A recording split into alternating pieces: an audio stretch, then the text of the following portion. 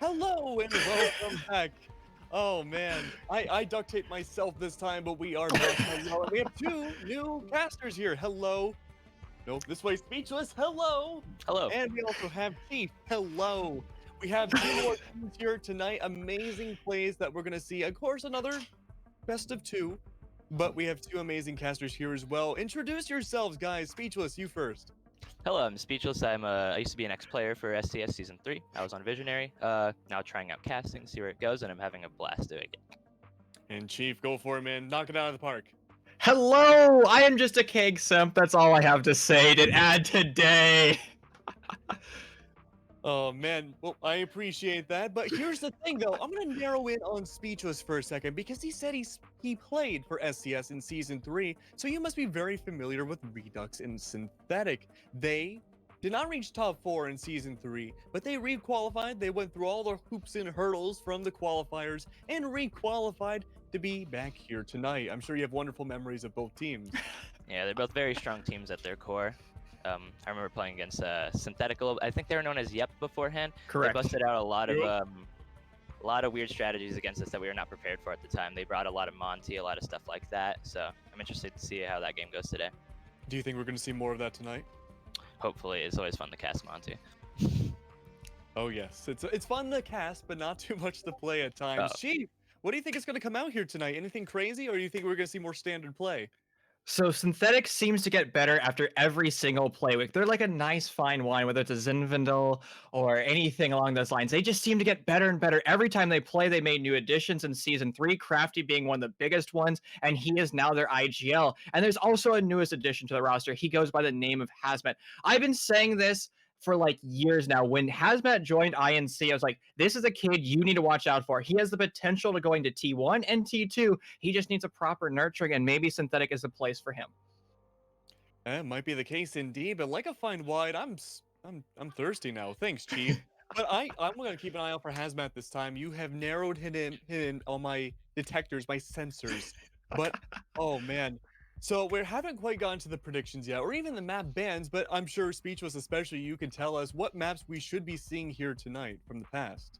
I expect a Club full-heartedly against both of these teams I've played against. Club was a very big one. It's comfortable. A lot of teams are very active on it, so I expect that one at the very least. If not, Theme Park would always be fun to see. A lot of teams are starting to pick that one up and play with that a little bit. So, I mean, I'm not a betting man, but I'm almost always expecting to see Clubhouse at any capacity. But Chief, what about you? Are you going to go for the crazy wild picks, or do you think it's going to be like Oregon and other maps?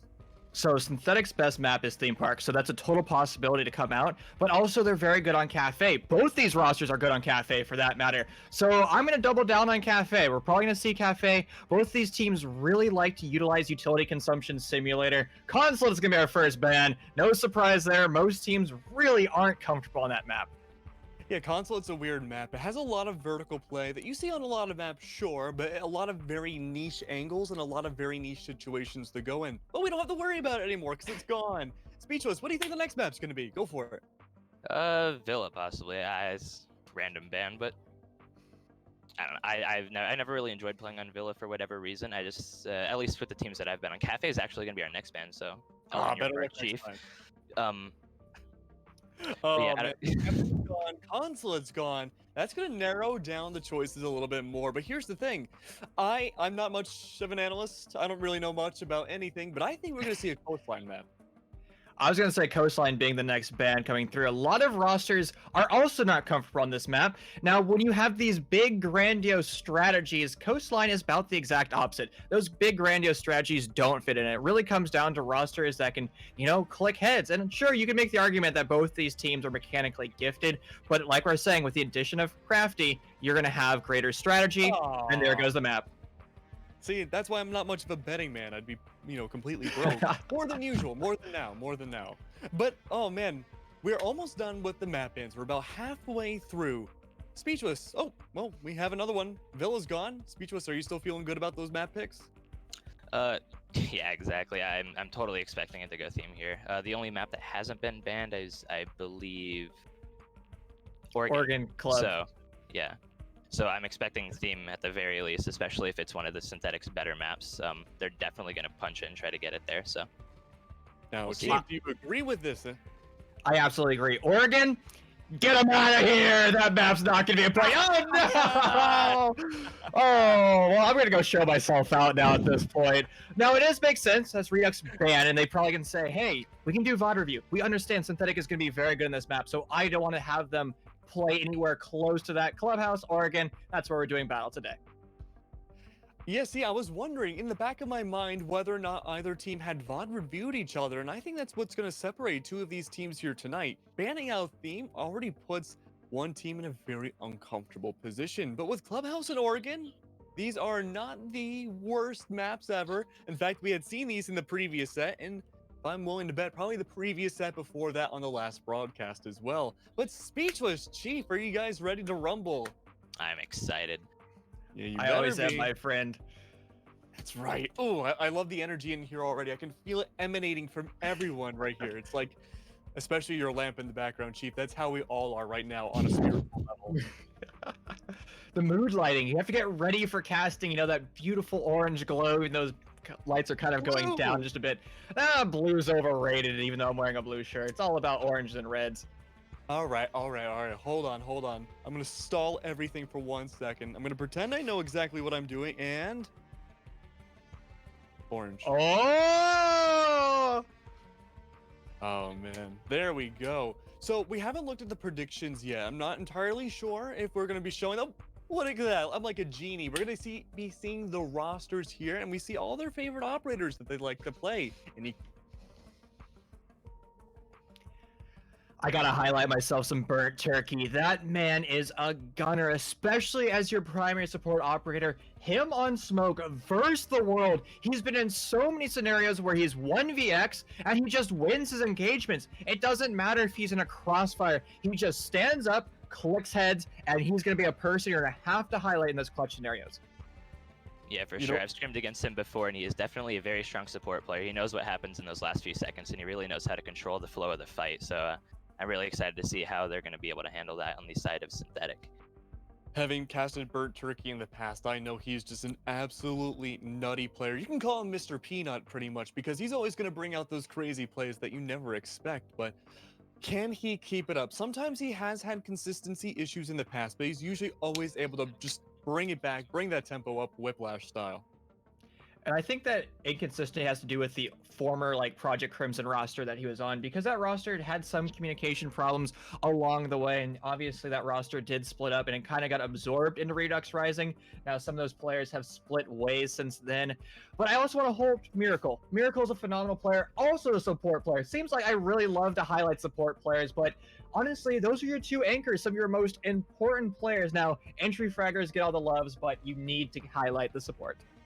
You know, you call them support players, but they all have the same role in my eyes. You can see it on screen, it says Hype Man. I don't see any Hype Men on Synthetic side.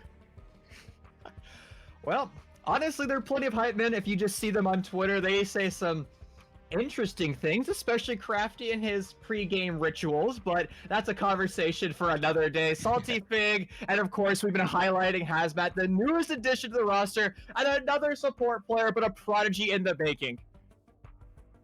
Yeah, absolutely. Let's see what amazingness they can bring out. Speechless, let me know what you think all about Synthetic side. We don't have a whole lot of stats on them, so it's kind of a blank slate. Well, there has been a lot of roster changes. The last roster I played against only has 2 of these remaining players, which is Salt and Crafty. Crafty obviously being that really strong support IGL, and then Salty being a super, super dominant entry frag. Fig was there as well, as another really good entry. It's very dominant players with their mechanical skills and all that. So what I'm hearing now is that we're going to see an absolute slaughterfest on both sides. Yes, both sides very, very competent fraggers, all very competent players. It's, I think this is going to be a very, very even matchup. Well, you say it's going to be an even matchup, but it looks like the staff disagree. Only having one more prediction, more than 303 did, it's still a little lopsided. I'm not sure whether I'm impressed or disappointed by all of you, but Chief, you are kind of in the minority here. Let me know why you choose your decision. Now, I love Yep Floppa, the former roster, but I had to say the roster changes that Redux was making, I thought made them a little bit more lethal. Now, I didn't know Hazmat was joining the team. There's a lot of question marks there with that additional fifth. I was trying to pester AJ to get some more information, but he just wouldn't tell me. So I had to double down on my mates from RR. Ooh. See, they're being a little bit secretive with their information. They don't want to give away strats right away. Even if you are a caster, they want to leave it to be an absolute surprise for all of us. Like hiding a clown in a birthday cake. They want to really jump out and show the world what they're made of. Speechless, man. What? I don't see you on this list. What did you choose? I think Synthetic is going to come in, arms swing, and I think they're going to go all the way. I'm excited. Crafty, very, very competent IGL and really good strat maker. I'm really to see any interesting pocket strategies. Pocket strategies referring to things that are only be brought out once for the, the surprise factor. So I'm really excited to see that. But also Redux is a really, really good core roster, so I'm excited to see what they can do. You know, you say it's a surprise factor, but your prediction did not leave me speechless. You went with everybody else. I like to see people that go away from the norms and, go for the underdog at times, but we don't even know who the underdog really is. But already we can see a lot of the staff and maybe even chat themselves rooting for Team Synthetic, but you know what? We're an optimistic streamer, at least when I'm hosting. We gotta be optimistic for both teams.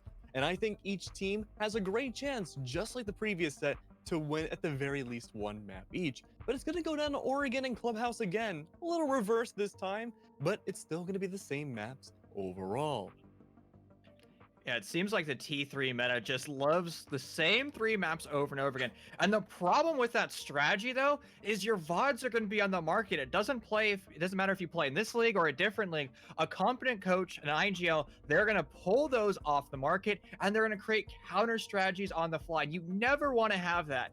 And that's honestly one of the beauties about a best of 2 system is it auto bans a map. So you actually have some diversity in the maps you play, and that's going to force teams that have bigger map pools to utilize those map pools. We've seen a lot of teams, In Control Nation being one of them, that tends to hide 3 maps, and then when they come to grand finals, they show those 3 maps, and nobody has any idea what the heck is going on.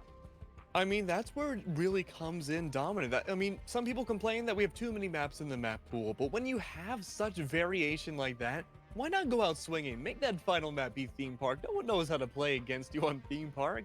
And that's why it was one of their best maps too, but unfortunately it was eliminated here today. But Speechless, you've played against them like you said in the past. There were some roster moves, but overall, are we going to see any crazy bomb sites? We got to get into the nitty gritty here. I've always personally agreed that on Oregon, the tertiary bomb site should be dining in kitchen rather than meeting in kitchen. I think it's a lot better strategically. Utility being placed in different places. I think it's very easy to lose control of meeting as a bomb site. It's super easy to get a plant stage off, or a stage plant off rather. I think a lot more strategy can go into playing on dining and kitchen. So I'm really hoping we see that. In terms of Clubhouse, it's almost impossible to play bar. So I highly doubt we'll see any of that today. I don't think Chief agrees with you.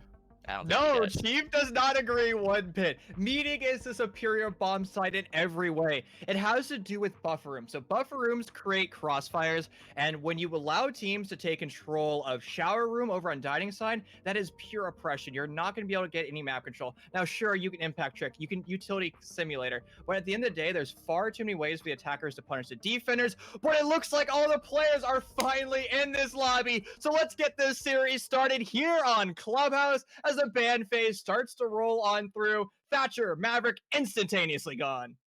I 100% agree with you there. Thatcher and Maverick should be gone instantaneously. I'm also expecting a little bit of a Cade ban as well on the side of Synthetic, maybe. They are on the attacking side, and getting those hatches open on the bottom side. Really going to be hard with Cade on the map. Thatcher is banned, though. We have seen some Captau bans roll on through. He's a great way at soaking utility, especially active bandit tricking. You're not going to stand in the fire, and when you hear those crossbow bolts go off, you're going to head for the hills. But our predictions are wrong. It is going to be the newest hard breacher shut down. That is going to be Ace. Now, Ace has been nerfed recently. His Selmas only have 2 charges instead of 3 dropping down the wall, so it makes smaller holes, but it's still just as oppressive if you utilize it properly. Since Thatcher is banned, that's going to force the Cade out because you don't have to deal with invulnerable Kaid charges.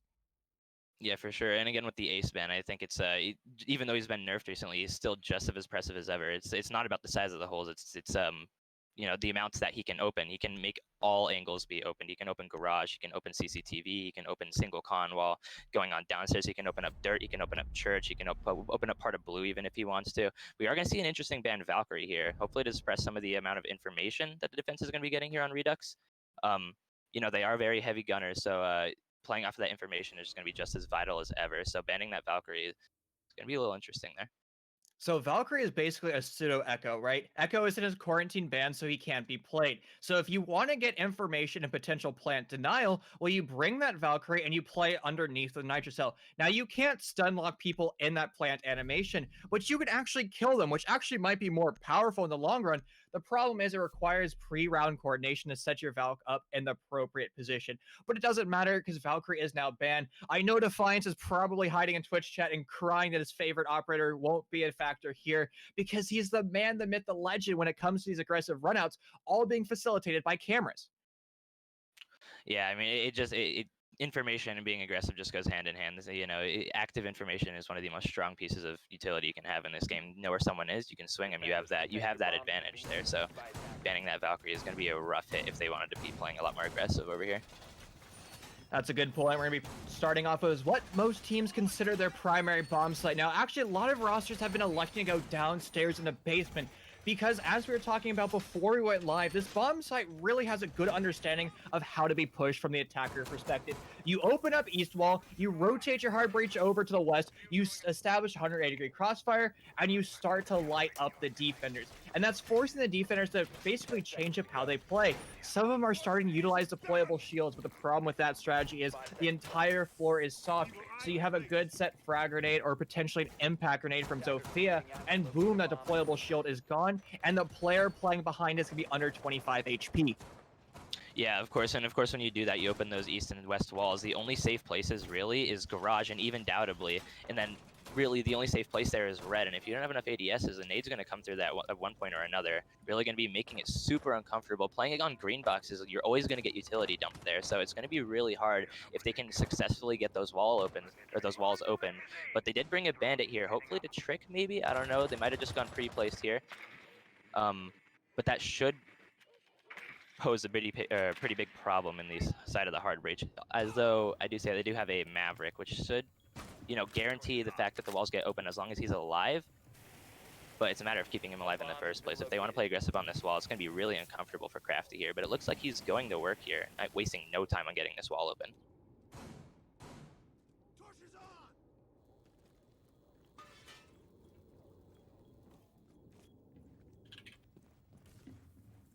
It seems as if my other caster is gone now, but with the minute gone into the round, it looks like Ban is going to be taking a little bit of HP, playing aggressive here in supply. They did opt to bring out the Wamai, but it doesn't look like he's playing on Rafters just yet, which is normally where you would have a Wamai playing. Salty is going to be taking a little bit of damage down, and Crafty is going to be picking up Stole. Looks like that's going to be downstairs, I assume. That was the stock play, but Mouse is going to go ahead with the refrag.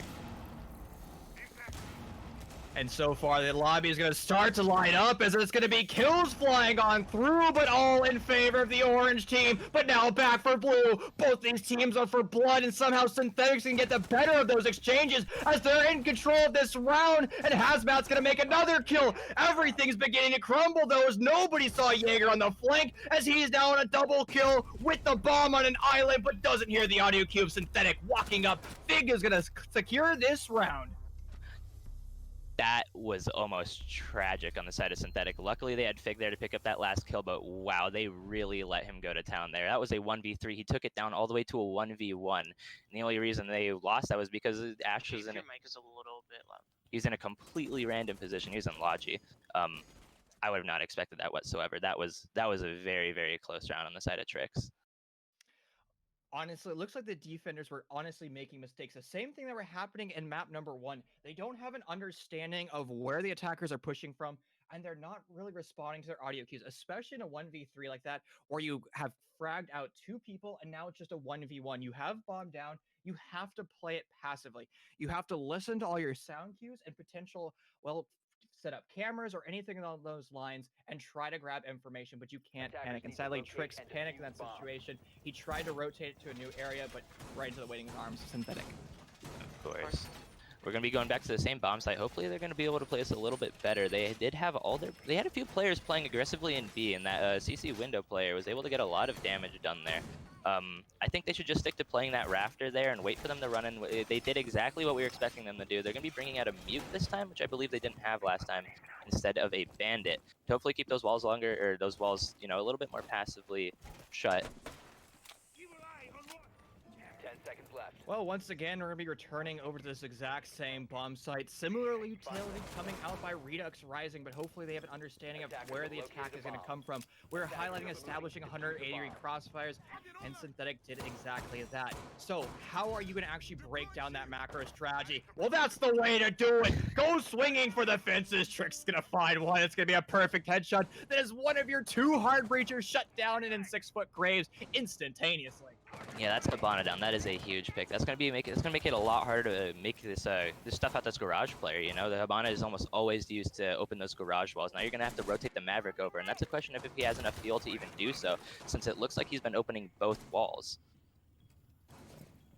Now, Maverick does have that luxury since he has 2 of those charges, or 3 of those charges, so you can open up a lot of walls, but the thing is, the holes aren't as big as they used to be, so you're going to have to now vault into them, which makes a lot of noise, and that could say, hey, Redux Rising, I'm coming this way. And speaking of that, Crafty's going to be attempting to do some Maverick tricking. He struggled in the last round, he eventually got it, and Trick is going to go hunting. He's going to try to find himself some deer, but there's nobody anywhere near, and he's going to be forced to rotate away. Synthetic over here is going to be gaining a lot of vertical control here, but still losing players. It looks like the Malusi is going to be picking up the Sophia there. That's a huge pick. After this wall gets soft, they're going to need to be using this Ash, and Sludge is going to go down too, and Nitrocell is going to be going down red stairs to hopefully claim that kill. With no such luck, though. Malusi, or not Malusi. Wow, a flurry of kills coming out with the Wamai picking up 2 and still picking up it up on Crafty. That was a flawless round on the side of Synthetic. And it just seems like Synthetic was making mistakes. After that opening kill, they had no answer back, and they started to rush steps. You didn't see them hop on drones once, and that's the thing. And you can even see Mouse calling them out. Utilize those drones. That is the most important step in this game. A lot of teams just elect to drone out the entire map. They call it clear, and then they fill that active hole. The problem with that is information is only good for 3 seconds. So when you have that active drone down range, you have to couple that with your entry fragger. So it is Fig's basically sole goal is to follow behind that drone and try to capitalize on the information as quick as possible and try to get those opening kills. Because, well, when your Habana spawn peaked in spawn, it's a terrible position to be. Well, you say information is only active, or is only actively useful for 3 seconds. Why do you say that, Jake? So, right, you drone somebody out, we'll say upstairs in construction, right? Well, that means he can rotate numerous places. It takes about 3 seconds to go from the one door of construction to the other door. So that means the entire room has changed. You have to now re-drone it. He can still be hiding in that room, but he's in a completely different location. You go for a dry peek over in boxes. Well, he's not in boxes. He's behind metal. And because of that lack of information, you're going to most likely lose that gunfight. Now, sure, you can go for the flick, but imagine if you're actively following that drone, you would know that he's behind boxes, and he doesn't have the time to rotate over to metal. Of course, and that's why utility is only, or not utility, that's why information, that is only useful for 3 seconds, because everyone always has the opportunity to move. There are legs in this game. WASD is a thing. People move around, and if you don't have eyes on that person that you did 5 seconds ago, they could have easily walked into a different room, be holding a different angle, be doing something entirely different. You never know what could happen. That's why consistent eyes on what you're trying to get done is a must-have. Now, from my experience playing comp, most entry fraggers only have 2 keys. That is W and shift, and you full send at your opponent and hope you can hit your headshots. And that's exactly what Synthetic is going to have to do. They're trying to go for this dirt tunnel execute. The problem with this is a very narrow crossfire. It's a fatal funnel. You're going to be walking straight into an M590. Soul's going to try to find the opening kill, but the only thing he's going to find is opening damage and eventually shut down SMG-11 Bro and SMG-11 Bro violence, but it's going to be A-Man getting the better of that exchange.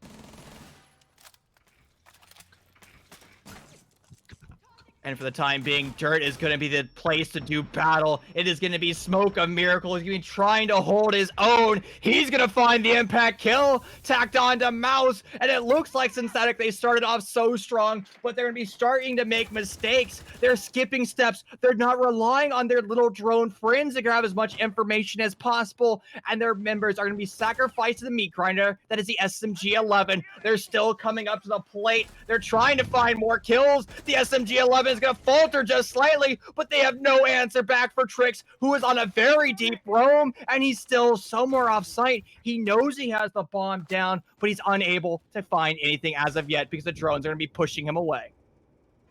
Yeah, and as you say that, he is going to be taking a little bit of engagement here with Hibana. He's crouched behind the desk, and Hibana doesn't know that there. That 3-second information thing that we just talked about is going to be falling against the attackers here. And now it's all up to Salt. He's going to be pushing down Dirt, but it looks like Mouse already knows, and he's going to have to run into the Alda, an 81-round magazine. There's no way he can get this done. He has 25 HP at best, going against 3 attackers with 3 amazing guns here. I'd love to see what he can do here, but with only 50 seconds running on the clock without the diffuser, he has to make something happen quick. A pre-fire from the Alda is going to happen. He's going to be dropping some HP on Maestro, but nothing much else. He's going to be holding the Pixel Peak, which I don't think is the smartest thing he can do here. He's going to have to be a little bit more aggressive than normal if he wants to get anything done. 35 seconds left. He's going to be retreating out of Dirt, but it looks like Trix is already holding the angle, making sure he cannot leave Dirt. Looks like he's going to know something about that, pushing up in the Dirt to make something happen with this Maestro.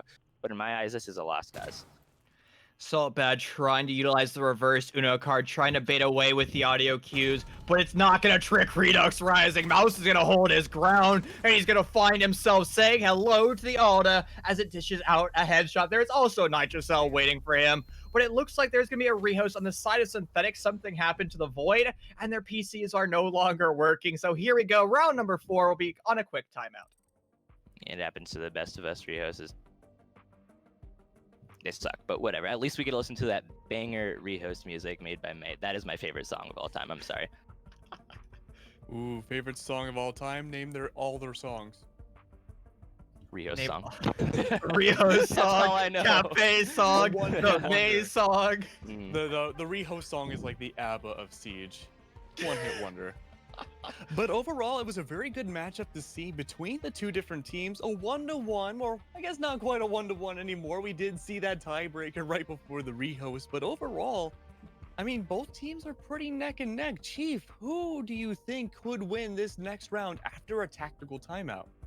So both these rosters are skipping steps. Both these rosters are making mistakes, either on attack or defense. And I think it's going to be the team that identifies those mistakes now in this rehost is able to talk amongst themselves, their coaches, and are able to create strategies around the mistakes. Because they've seen 3 rounds, and especially on the side of Synthetic, they know the 2 primary bomb sites, and now Crafty can work his genius and create those changes. Yeah, I think the attackers have a really good chance of winning this as well. I mean, that first time the defenders won first and the attackers picked it up sorry, is that correct? The defenders won the first. No, sorry, the attackers won the first time and they were able to bring it back around. It's all up to the experience. I mean, the defenders won that, so they're going to be going gym here this next time, which is going to be really interesting. But that's a completely new slate. They don't have anything to work off after that. This is a entirely new setup that they could not be used to. It's something that they're going to have to figure out along the go, which is something they had the benefit of dealing with when they went to CC. That is very true. And look at the angles you can already start to see from Synthetic. They understand that Redux Rising is going to really rely on big rotations and big flanks. That's why you isolate central window, right? You see Fig currently isolated there. And, well, Trix is that player that's going to be going up and down these staircases, trying to get some type of advantage on the flank. And great read from Synthetic. They just need to continue to utilize that through the entire map. Yeah, Trix has been making some very big plays on the flank here. I mean, he almost wanted out that first round. Ended up being a 1v1 fail clutch. It happens. But the second round, he was able to drop the diffuser, waste a lot of time. He stopped their almost entire push and left it up to just Salt. And not much got done in his hands. And the thing is, Synthetic, actually both of these rosters are mechanically gifted. So since you are equal with your right or left hand with your mouse, how are you going to create a strategy to break them down? Well, it comes down to your IGL and actually identifying what is going on in the round. That is operators, that is utility, and the resources required to break the first two down, and then actually the strategy to break it down. And that's going to be really on Crafty. I keep highlighting him because he's a phenomenal IGL. And well, this is a very defender-sided map, but he is making small mistakes. Not putting flank drones in bar is the biggest mistake to be made. That is kind of default, and you always have to do that because why? Well, Trix is going to be roaming over there. Yeah, I mean, they're letting this guy run rampant. He's going absolutely wild. I mean, he has made so much impact in these just 3 rounds. I mean, we are going to be going back to the game here, so we can see what he can keep doing. But I mean, if Synthetic can't keep their drones up, I mean, they're going to have a little bit of a problem here. Yeah, that's a good point. We're going to be going over the tertiary bomb site, and statistically, this is the best chance for Synthetic to win another round. Now, the sole goal for them defenders are to waste as much hard breach gadgetry as possible. Ace is not in play because he's banned, so it's going to be Thermite and those X-Kairos of Habana. Now, a lot of attacking rosters elect to use a Thermite charge as well as an X-Kairo all the way on the Cash CCTV side, and then that's going to force Crafty to now rotate over to Spa and then utilize his second Thermite charge. Now, if it is actively tricked away, that's going to be a huge blunder. Now, it isn't going to be tricked through electricity. It's going to be tricked through impact grenades. Yeah, and it looks like Redux Rising is completely aware of this as they're bringing not only a Melusi, but as well as a Vigil. They're bringing a Mute to hopefully, stall the amount of time that stuff is on the wall, and they're bringing the Castle to seclude some of the angles, like Han Window Hold. But I mean, banning the Ace was a very smart decision on their behalf. Or they didn't even do it, or my apologies, but I mean, it plays into their hand very well here, as that's another 3 hard breach gadgets you have to destroy. In this case, there's only 5 they can put on the wall, and you have 4. So the attackers are going to have to make a decision on whether they want to open up CC, or not CC, sorry, Cash rather, or Jacuzzi. And even at that point with the Mute in play, it's going to be hard to figure out what you actually need to do.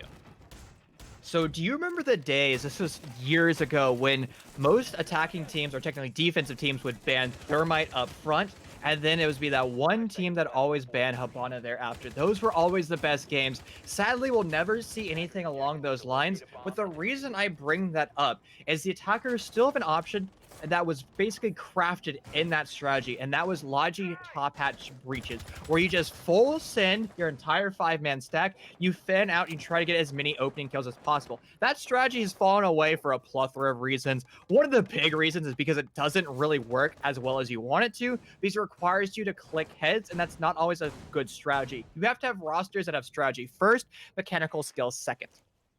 Yeah, of course. And I mean, I'm sure anyone who can play comp would agree that trying to bottleneck your entire team through one entrance is not a favorable thing whatsoever. You're going to be running to the hands of all these amazing guns that are on the defensive the defensive side right now, which is something you never want to do. But it looks like they're going to elect to open up Jacuzzi wall first, and then maybe allocate some of that utility, maybe hope that the defenders can mess up some of the impact tricks to hopefully get that Cash wall open. But if they can't do that, they're going to be either just running through Jacuzzi or running through Cash doorway, which either one isn't the best thing you could really do here. Uh-oh.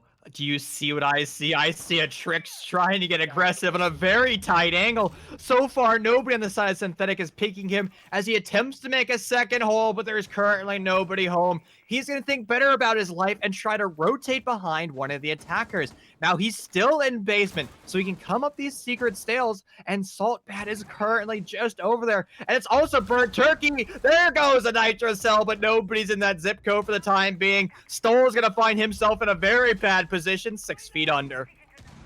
Yeah, he's going to be picked up by Crafty here, their IGL, but Mouse is going to be picking it up on Salt. That is the main fragger down. He's going to be playing this Vigil impact very well. It looks like he used both of his impacts, and no holes have been opened in Cash Wall. And it looks like Trix is up here on red stairs, maybe catching a flank on this Habana here in a split second. That would be Habana be going down.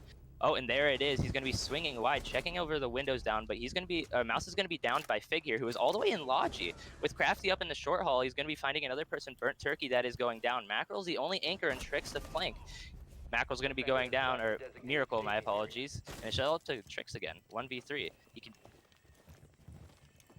The sneaky beaky plays has worked out him for once this round, but he's gonna have to make it 4 more. His position is known by those pre-fires, but does he know he's just waiting to get shot from the attackers lying prone? And Logi, no, he doesn't. It's gonna be Fig finding the impact in this round. Trick is always off screen somewhere, putting the frags down, but unable to do it. This is 1vx. That was an amazing round by the play of Fig there. He was able to drop in the Logi like we were talking about earlier. He just used that surprise to his advantage. He was able to drop in between the site and the soft room, which was Cash. He's able to just pick up a few kills and just open it up so well for his team to just be able to move in. Well, back over to Cash CCTV. Redux Rising run this, well, they lost this in round number 1, and they won it in round number 2.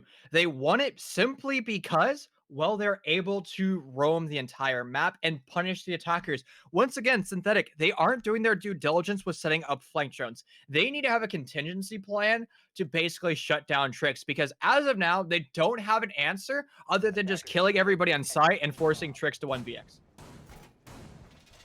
Yeah, I mean, he's been able to stay alive all this time. It's just a matter of how long his teammates can stay alive on point. Is the amount of time that they need to be wasting, and it's just not enough for Tricks to be, I don't know if he needs to be quicker on his flanks or whatever, but he is taking, his flanks have been going great, but I think he needs to collapse a little bit sooner. I think his teammates are being, they're being left fish in a barrel here. And my friend, did you know, yep floppa. That's the old Synthetic roster. Or I should say Rasta. I don't know. Bottom text. Now, the joke behind this is the first Did You Know card we ever made, just highlighting some of our past teams. So we have to shout out to them. I guess I can't call them a past team because they participated in Season 3, and they're still participating here in Season 4. I mean, they're a very, very worthy team of doing so props to them. Yep, Floppa was a very big throwback. I remember playing against them. It was torture on this map. We got slammed on Oregon one time a while ago, but we were able to turn around on Clubhouse. But it was just a Monty. That's all we were scared of. We were horrified of the Monty. We had never played against a decent team with a Monty player. It sucks that we haven't seen it so far, but who knows? They might bust it out later. But so Monty has seen some nerfs over the past few weeks, and do you think that's going to change his viability in comp? Oh, of course. I mean, he used to be able to just sit in front of a door and completely just stop a rotation. There's almost nothing you could do about it other than, I don't know, maybe clip through his shield and shoot his foot once or twice. But I mean, he's definitely going to be still useful for that amount of information, but being that end all be all, you're not allowed to go through this doorway anymore kind of person is not going to be available anymore. So basically a mountain with a giant tunnel going through it, and that's something you're not allowed to have. Now, Mouse is going to go finding an attacker. He's trying to look, but he's going to find it the hard way as they rotate around. Edmund's going to get felled, though, but there's no refrag as of yet because Trick's going to walk his way down. Finally, Fig is able to secure that refrag. Miracle through the floor is going to try to utilize his Alta, setting it up with his Bailiff, and this is the perfect opening kill that Redux Rising needed, and that means that center frag grenades will no longer be a factor, and Miracle can stay safe for the time being. Honestly, I think that matchup went in favor of the attackers. I mean, they traded their sled. Sure, they lost those nades and they lost the hammer and all, but you lose Wamai. That is all those magnets that could have been growing on over time here. Those are gone now. And just as I say that, the Raptors players who probably could have used some of those magnets is going to be dropped by Crafty, who's still working on opening that wall. Well, for the time being, Trix is going to do what he does best, yeeting himself out a window, but bullets are going to be whizzing over his head, and that's going to tell him, don't run out as of yet, because you may die, and default cam is going to give away Saltzbad's position, and that means Garage is still in their control, but the defense can set up a strategy to deal with it. The Maverick trick hasn't opened up yet. This is a huge blunder from Synthetic. They need to address this ASAP if they want to be successful. Burnt Turkey's going to continue to stay steadfast over here on the red stairs. Finally, the wall is going to be opened up. Crafty's going to take just a little bit of damage, but not enough to kill him. And Saltbad is still looking for the player over on red stairs. Synthetic is in a position to go for the bomb plant. Tricks and say, not today, as well as Burnt Turkey. Nitrocel's gripped and ripped, but it's not going to find his target. Crafty's going to be working his way deeper into the bomb site, shut down by Miracle. And the round looked perfect for Synthetic, but perfect no longer as everything's beginning to crumble. The Malusi Wubwubs and giveaway Hazmat's position. He's going to control the recall of Bearing 9 as he finds 2 kills, but he's going to have to put the bomb down. His position is known and unable to put the animation down on the deck. I was so scared Hazmat was about to clutch that up. That was an amazing drop on the Maestro, and to instantly have that game sense to turn around, to hear the vault coming out from the Jaeger, and to just turn around and drop him with that bearing 9. That was unbelievable. If he only had 10 more seconds, he probably could have worked with that. That was a very, very close round. Close round, truly. And honestly, either one of these rosters could have won. But like I've been saying this entire series, Synthetic is skipping steps. They're not doing their due diligence identifying the positions of the defenders, right?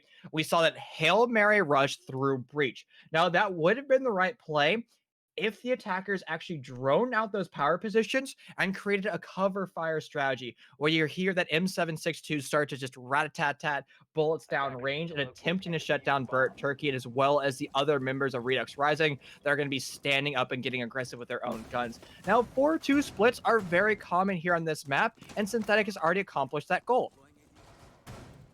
Yeah, I always see this as a 3-3 map. I think Synthetic definitely has a chance of breaking this defense. I mean, they lost to it last time, but now they have some insight on how it's actually going to be played here on downstairs. They know there's going to be a little bit more of a roam on the side of Trick. So if they're able to stuff him down, leave those drones a little bit out more, have some security on your flank, I think they can really make this work. Because without Tricks, it's just a matter of executing, and executing shouldn't be too hard on this bomb site, especially with the amount of hard breach you have. Ace is the only one banned. You have 3 available hard breachers. They're only going to be bringing out 2 this time, but that should be more than enough to open all the hatches, maybe get Church open a little bit, go for a black box plant, or maybe if you want to push through dirt. They have all the available resources. It's just a matter of shutting down this really aggressive roamer. Uh-oh, Trix is going to be upstairs once again. Are there any drones to shut him down? That's going to be the big question mark in round number 6. Thermite Charger and do what they do best, opening up big holes. Salt Bad is going to start to send himself down dirt tunnel, utilizing a full utility dump, but the problem was it's going to hit the bar. It's going to miss. Impact Trick's going to go out trying to shut down Hazmat, and what he does with his hard breach utility, and there it is. X-Kairo's sacrifice to Lord Tachanka, and it's going to be another attempt from Haz. Yeah, that's a lot of X-Kairos to be losing. And another impact coming out, making all hatches almost permanently closed. Unless you look at this, they have 3 people pushing down dirt here. I mean, they're going to have to reallocate some thermite utility if they want to get anything else open. They only have one more thing. That's a hatch or that's a wall. And there's not much they can do here. They're going to have to funnel themselves down dirt or main stairs. It's going to be very hard to make this push, losing all those X-Kairos so early on. A Toxic Babe is going to go out. That's going to force Fig to retreat just slightly. Miracle knows his life is numbered as it's going to be a flashbang dump in response. But the Malusi Wubwubs is going to really force the attackers and hinder them as they push out through dirt. The problem with dirt, and something we were saying back in round number 3, is far too linear of a push. It is a giant fatal funnel, and there's the adaptation we needed from Synthetic. There is a preset flank drone, and it is waiting for Tricks. It is mono and mono right now. Shots exchanged. Trix is going to be looking for another one. It's going to be more death in this lobby, but it's going to be all in favor of the orange team as they're now in a prime position to rush through dirt tunnel. But Stoll is going to be working his way up. He's going to find another kill. M59 in hand, and unable to find the second as once again Trick in a 1vx. Yeah, 1v3 once again. They're going to get the revival here off on Crafty, I imagine here. He's in a completely safe spot, and there it is. They do have the diffuser. They're going to have to be funneling through this hatch here, and he's going to get one pick on MN. That is the Sludge player. That is the nades down. And 1v3, he's going to be, or 1v2 rather, he's sitting here waiting for the attackers to play their hand. Well, will they overextend? Are they going to be the best at blackjack? And right now, Synthetic, they are not so good at the poker game. They had the man advantage, but they're constantly putting themselves in 1v1 exchanges. And we've seen Trix win these time and time again. He's such a good player. He's going to win those engagements. Here comes the drop through the hatch. And who's going to win the tail-old battle? Jaeger versus Ash. And it's going to be Trix winning that exchange. A 1vx, yes please, for Redux Rising.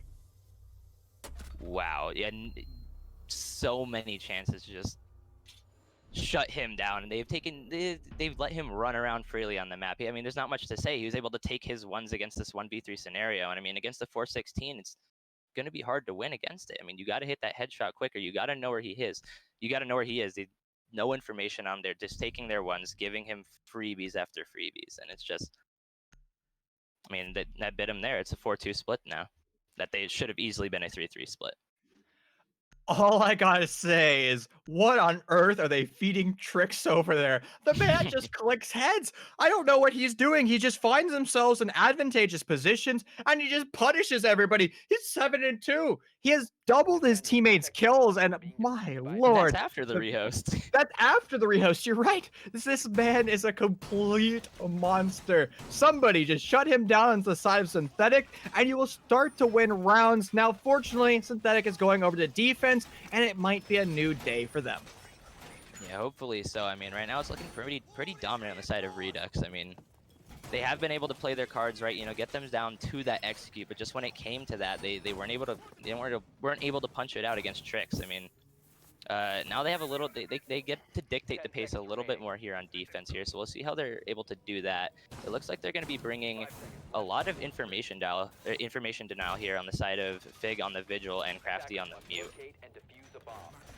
Well, we're gonna have to see how they end up breaking this down. Now, this kind of screams SSG style roam, but you have to apply the brakes hard because the SSG style roam is for the basement. So what does this mean? Does this mean Synthetic is gonna be off the bomb site trying to emulate what Trix was doing them earlier? Or are they just trying to hide? Uh-oh, it is going to be a defiant strategy once again for Fig. As he's over by red box, he can run out and punish just like Defiance did in our map yesterday. But there are drones over here, and he might be grabbed away. Trix is going to be sent over in this vicinity to actively deal with that pressure. Yeah, that drone drove right by him, so hopefully he can keep his stealth here on the low. It looks like they're going to be a little bit more thorough this time. It looks like they might be seeing him out soon, but I don't think anyone else is really worried about on behalf of the attackers. I mean, they're making an upstairs push. There's not much a Vigil can do other than rotate up those stairs, and as long as they don't let him do that, they should be good here. They can't impact Tricks from below unless the hatch is already opened, which I don't think it is. Oh, well, it is, but I mean, he's not really much of a danger until he comes up those stairs and starts taking gunfights.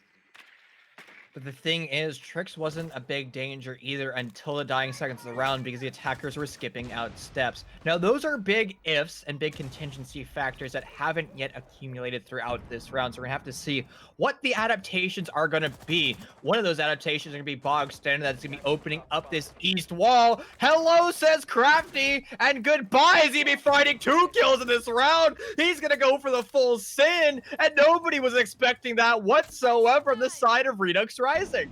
The Mute player getting really aggressive there, and Khan, he's going to be picking up the Habana and the Sludge there. That's nades, flashes, and X-Kairos down. And he has complete control over the master side now, as it looks like, as Turkey's here down below trying to deal with Fig. Trix is going to be picking it up on Crafty, though. He will be finishing the job his teammates couldn't. Moving in, trying to pick up that diffuser. He'll be taking a little bit of aggressive fight on site. Smoke will be downed. Oh, no, he will not be. My apologies. He will be taking a gunfight with him, losing a little bit of HP there. What on earth happened to that wall? But it doesn't matter. Hello, says Fig once again. That seems to be the motif of this round, as Synthetic is just dishing out punishment. Redux Rising isn't really doing their due diligence on the drones whatsoever, and this is going to put them at a man disadvantage. Now, it's only a +1 advantage in favor of Synthetic, and this is definitely a plausible round win for Redux Rising, but they're going to have to coordinate and push together. They've set up their 180-degree crossfire, so that is step number 1. But the problem is, when you go for their execute, what is going to actually happen?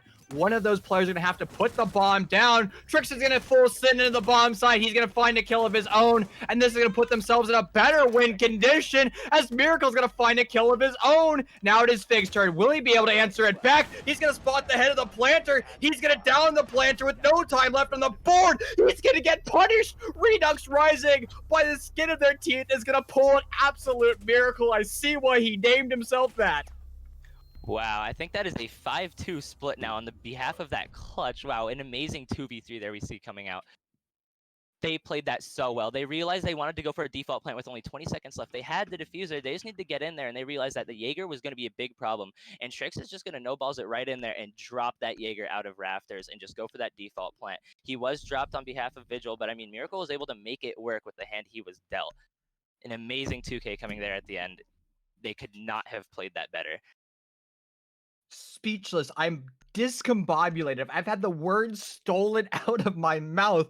That was a round that the defense should have won. They had the opening kills. They had kills tacking on kills, but they throw away the round due to unbridled aggression and not being prepared for the attackers to wide swing on through, which is baffling to me because, you know, the attackers have one option. that is getting aggressive and clicking heads. And well, Redux Rising did exactly that. So I have to give him props for that. We're going to be returning back over to Cash CCTV. Now, if Synthetic is able to do those exact same things, get the opening kill twice in a row, that might lead them to the win. And that's a one-side community vote. And so far, Redux Rising is going to be laughing all the way to the bank with that one. Yeah, a 40-60 split on behalf of Synthetic. The score is 5-2. I think that's going to speak for itself right now. Crafty is able to make that really good opening play with dropping those 2 attackers, those 2 huge impact plays. It was if he can do that again and be a little bit more consistent with his team, I think they can totally pull this off. But it's a matter of tricks in here, to be honest. It looks like he is taking the wheel and just taking it as far as he needs to go. He's getting what he needs to get done. Drop a gear and disappear. That's how Redux Rising likes to play, and they're going to continue to try to utilize that. This is going to be Miracle's turn to open up this east wall, and so far he's doing a brilliant job at that. He's secured the top part of the wall, but he has to do the bottom part, which is by far the most dangerous. There could be a member of Synthetic trying to get aggressive, and look at the drone economy from Redux Rising. It's a full send as they're clearing out the west to east. Yeah, it looks like they're going to be solidifying their drone or their flank watch here, which is something I think Synthetic neglected to do last time. They're going to be setting up a really nice preset drone there. A run out coming out here from Fig. He's going to be doing a whole lot of damage to Trix there, but not quite finishing off the kill. And here comes more kills. Salt is going to attack that up. And where are the answer backs from Redux Rising? They're just a little bit too far away and not playing into their refrag window. Now, this could actually work out pretty well for the attackers because they have the majority of the map control they have. And it's 90 seconds to go for this execute. That is more than enough time. Yeah, they have a lot of time to work with here. I mean, they're only down a player, and it is Trix, one of their more heavy impact players, but I think they can still totally make this work. I mean, look at all the defenders. There's only one roamer here is what it looks like on behalf of the Malusi. Everyone else is going to be anchored on site, which is something they did last time, and it's something they faltered to on behalf of the Ash. If the enemy, or if Redux can realize that they're just going to be sitting here just waiting to get pushed, be that aggression. Get there, get in their faces, make them uncomfortable. I mean, you can totally take those gunfights. This isn't unwinnable, and with only a minute left, looks like Stoll's going to be changing it up. He's going to be picking up Hazmat. That is one of their entry fraggers, and that is a huge pick. That is the Raptors player. Malusi will be rotating over to cover for his spot, but for how long?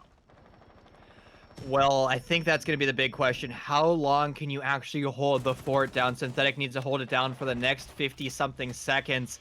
And it's not looking good for them as Miracle's going to get a headshot of his own, and more bullets are going to be raining over in favor of Redux Rising. There's a kill for Mouse, and it's now just 2 lone members of Synthetic, and the util dump is going to come straight through for Redux Rising, trying to flash away the 2 SMG-11 bros, both of them on the deck. That's going to be Redux Rising delivering them to match point.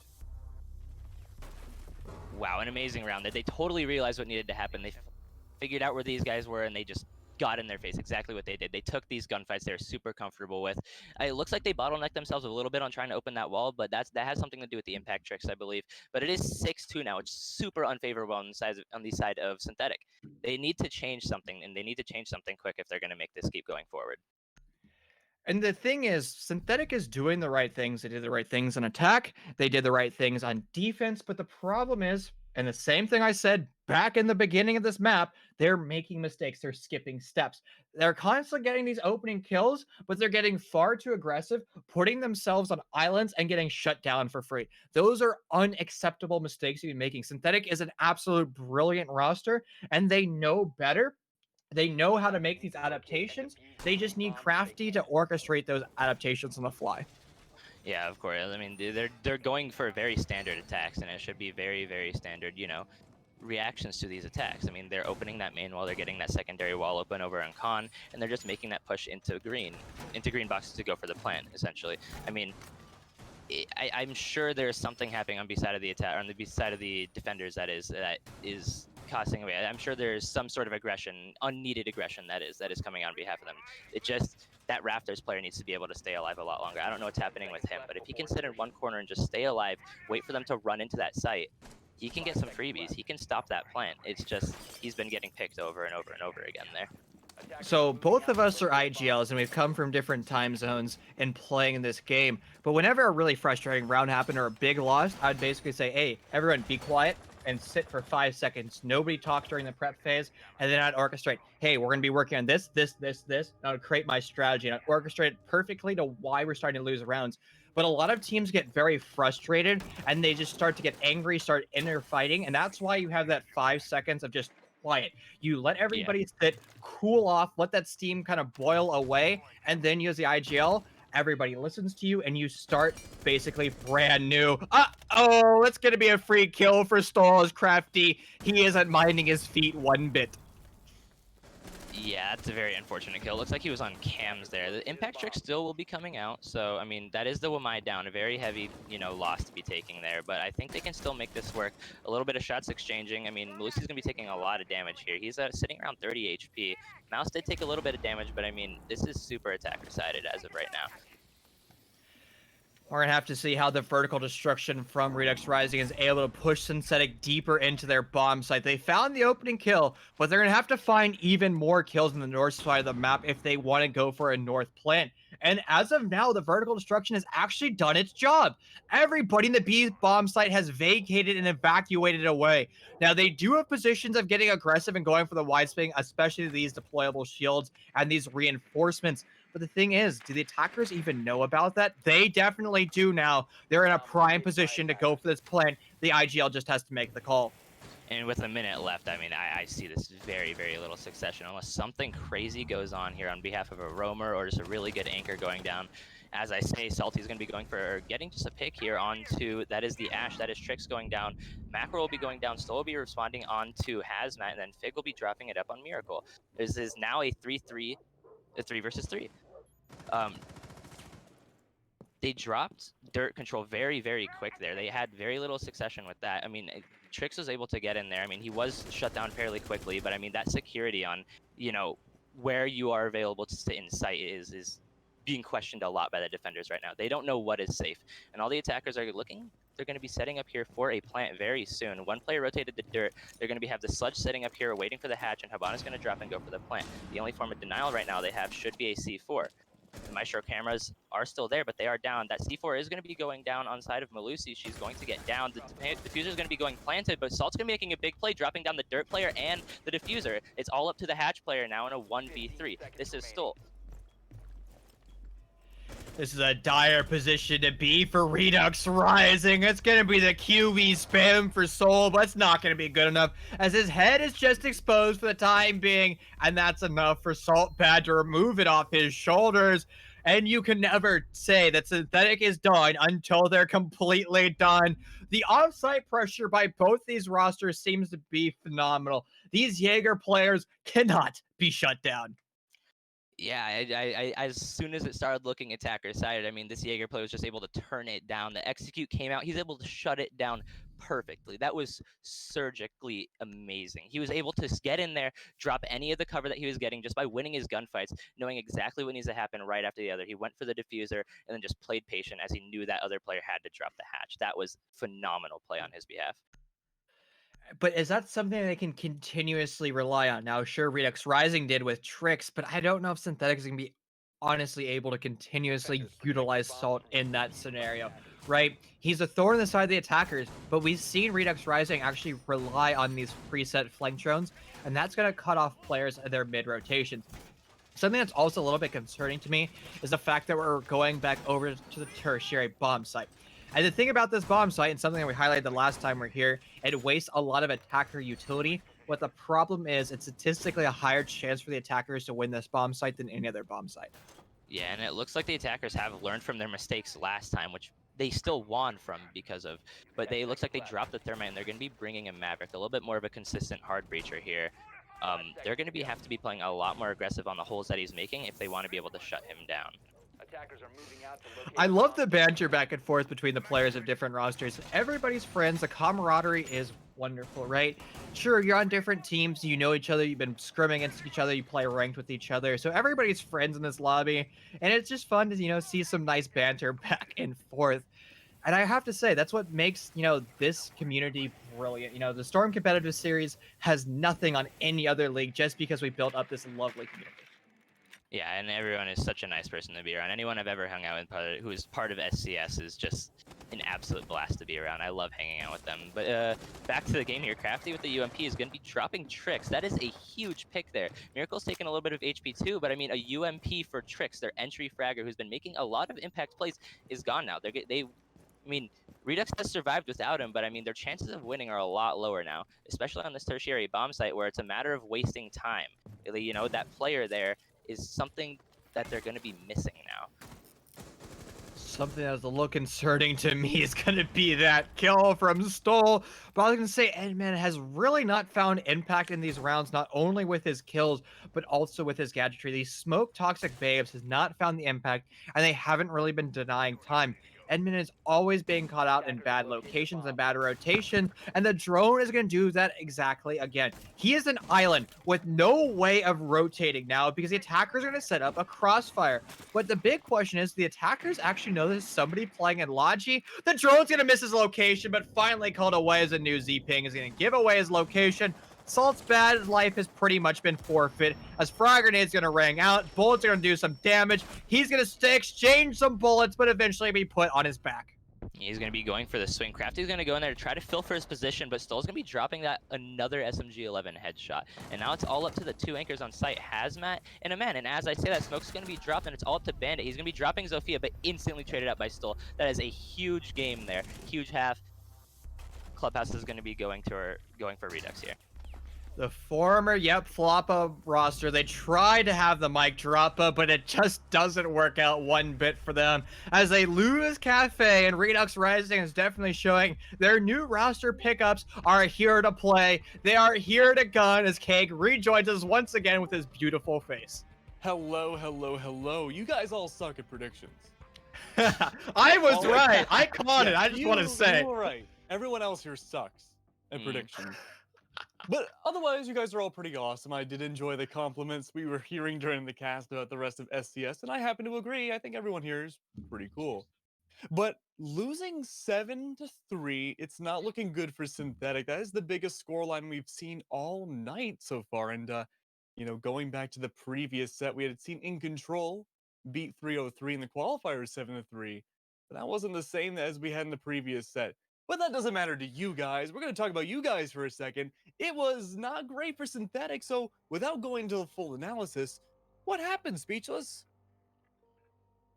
I think they just let the roamers run around free when they were on attack. Very little security on the flank. Trix is able to make some huge plays on his behalf. Amazing plays. He's able to read into the mistakes that they're making and just punch right through them.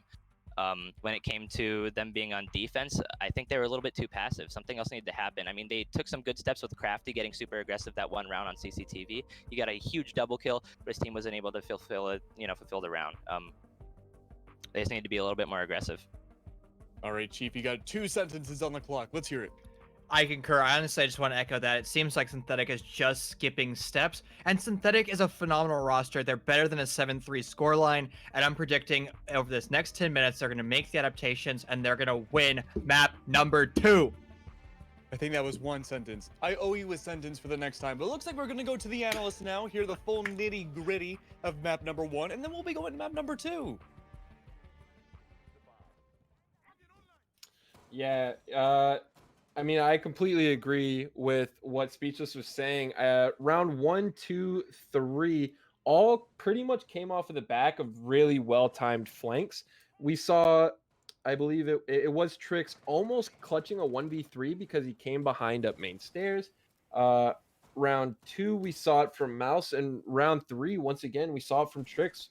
Just another beautiful flank. That was an exciting matchup, honestly. Like I couldn't put it any better than Speechless did. They just let Trix do whatever he was able to do. He's like a genius. He's a genius when it comes to the roam. He was able to read into the mistakes of Synthetic and just ultimately pull out times and times of plays. It was crazy. I know towards the end he got a little bit of cold, but it's fine. You know, he did his job. He's doing his job, and ultimately, Redux was coming out with the victory. Yeah, I mean, going into round 2, he gets the opening pick onto the Habana, which is kind of one of the reasons why they even were able to begin to take round number 1. And then on top of that, Miles is on bottom garage, not playing the rafters. He ends up dropping off, and I believe just off of the assumption that was the rafters player, Salt tries to push in. Stoll has already retaken rafters. He gets the free pick. And then Miles ends up coming right at the end up secret from falling off and gets the 2K to end the round. And it ends up being a flawless round in round number 2 for them. I mean, honestly, you can just tell by their plays. In round 3, they were just the comms and the teammates working together were just on points. As you probably saw in game, it's not showing up here now. Once they got the call that there was a player on dirt and from synthetic side, Trix or someone came up on the window to watch him rotate out of dirt just in case. He didn't end up pushing out of dirt; he pushed in. But I mean, that's the kind of plays or that's the kind of comms you want in your team, so you can get the dub for your team. Yeah, I mean, round number 3 was just beautifully played between Mouse and Trix. And after that, I really felt like we started to see Synthetic kind of take this swing or be swung mindset. It just felt like one person would peak, then a second person, and some people would say that's coordination, but it just kind of felt like they were just swinging everything, just trying to get the early picks. And on a couple rounds, they did. But at the end of the day, it just wasn't enough when it came down to the actual site executes from Redux Rising themselves. I mean, it just seemed like we had just clutch after clutch from Redux Rising come out. I mean, if we go to round number 7, the 2v4 from Miracle and Tricks, I mean, just caution to the window. Let's just go through breach and CC window and see what happens. And by God, they just made it work.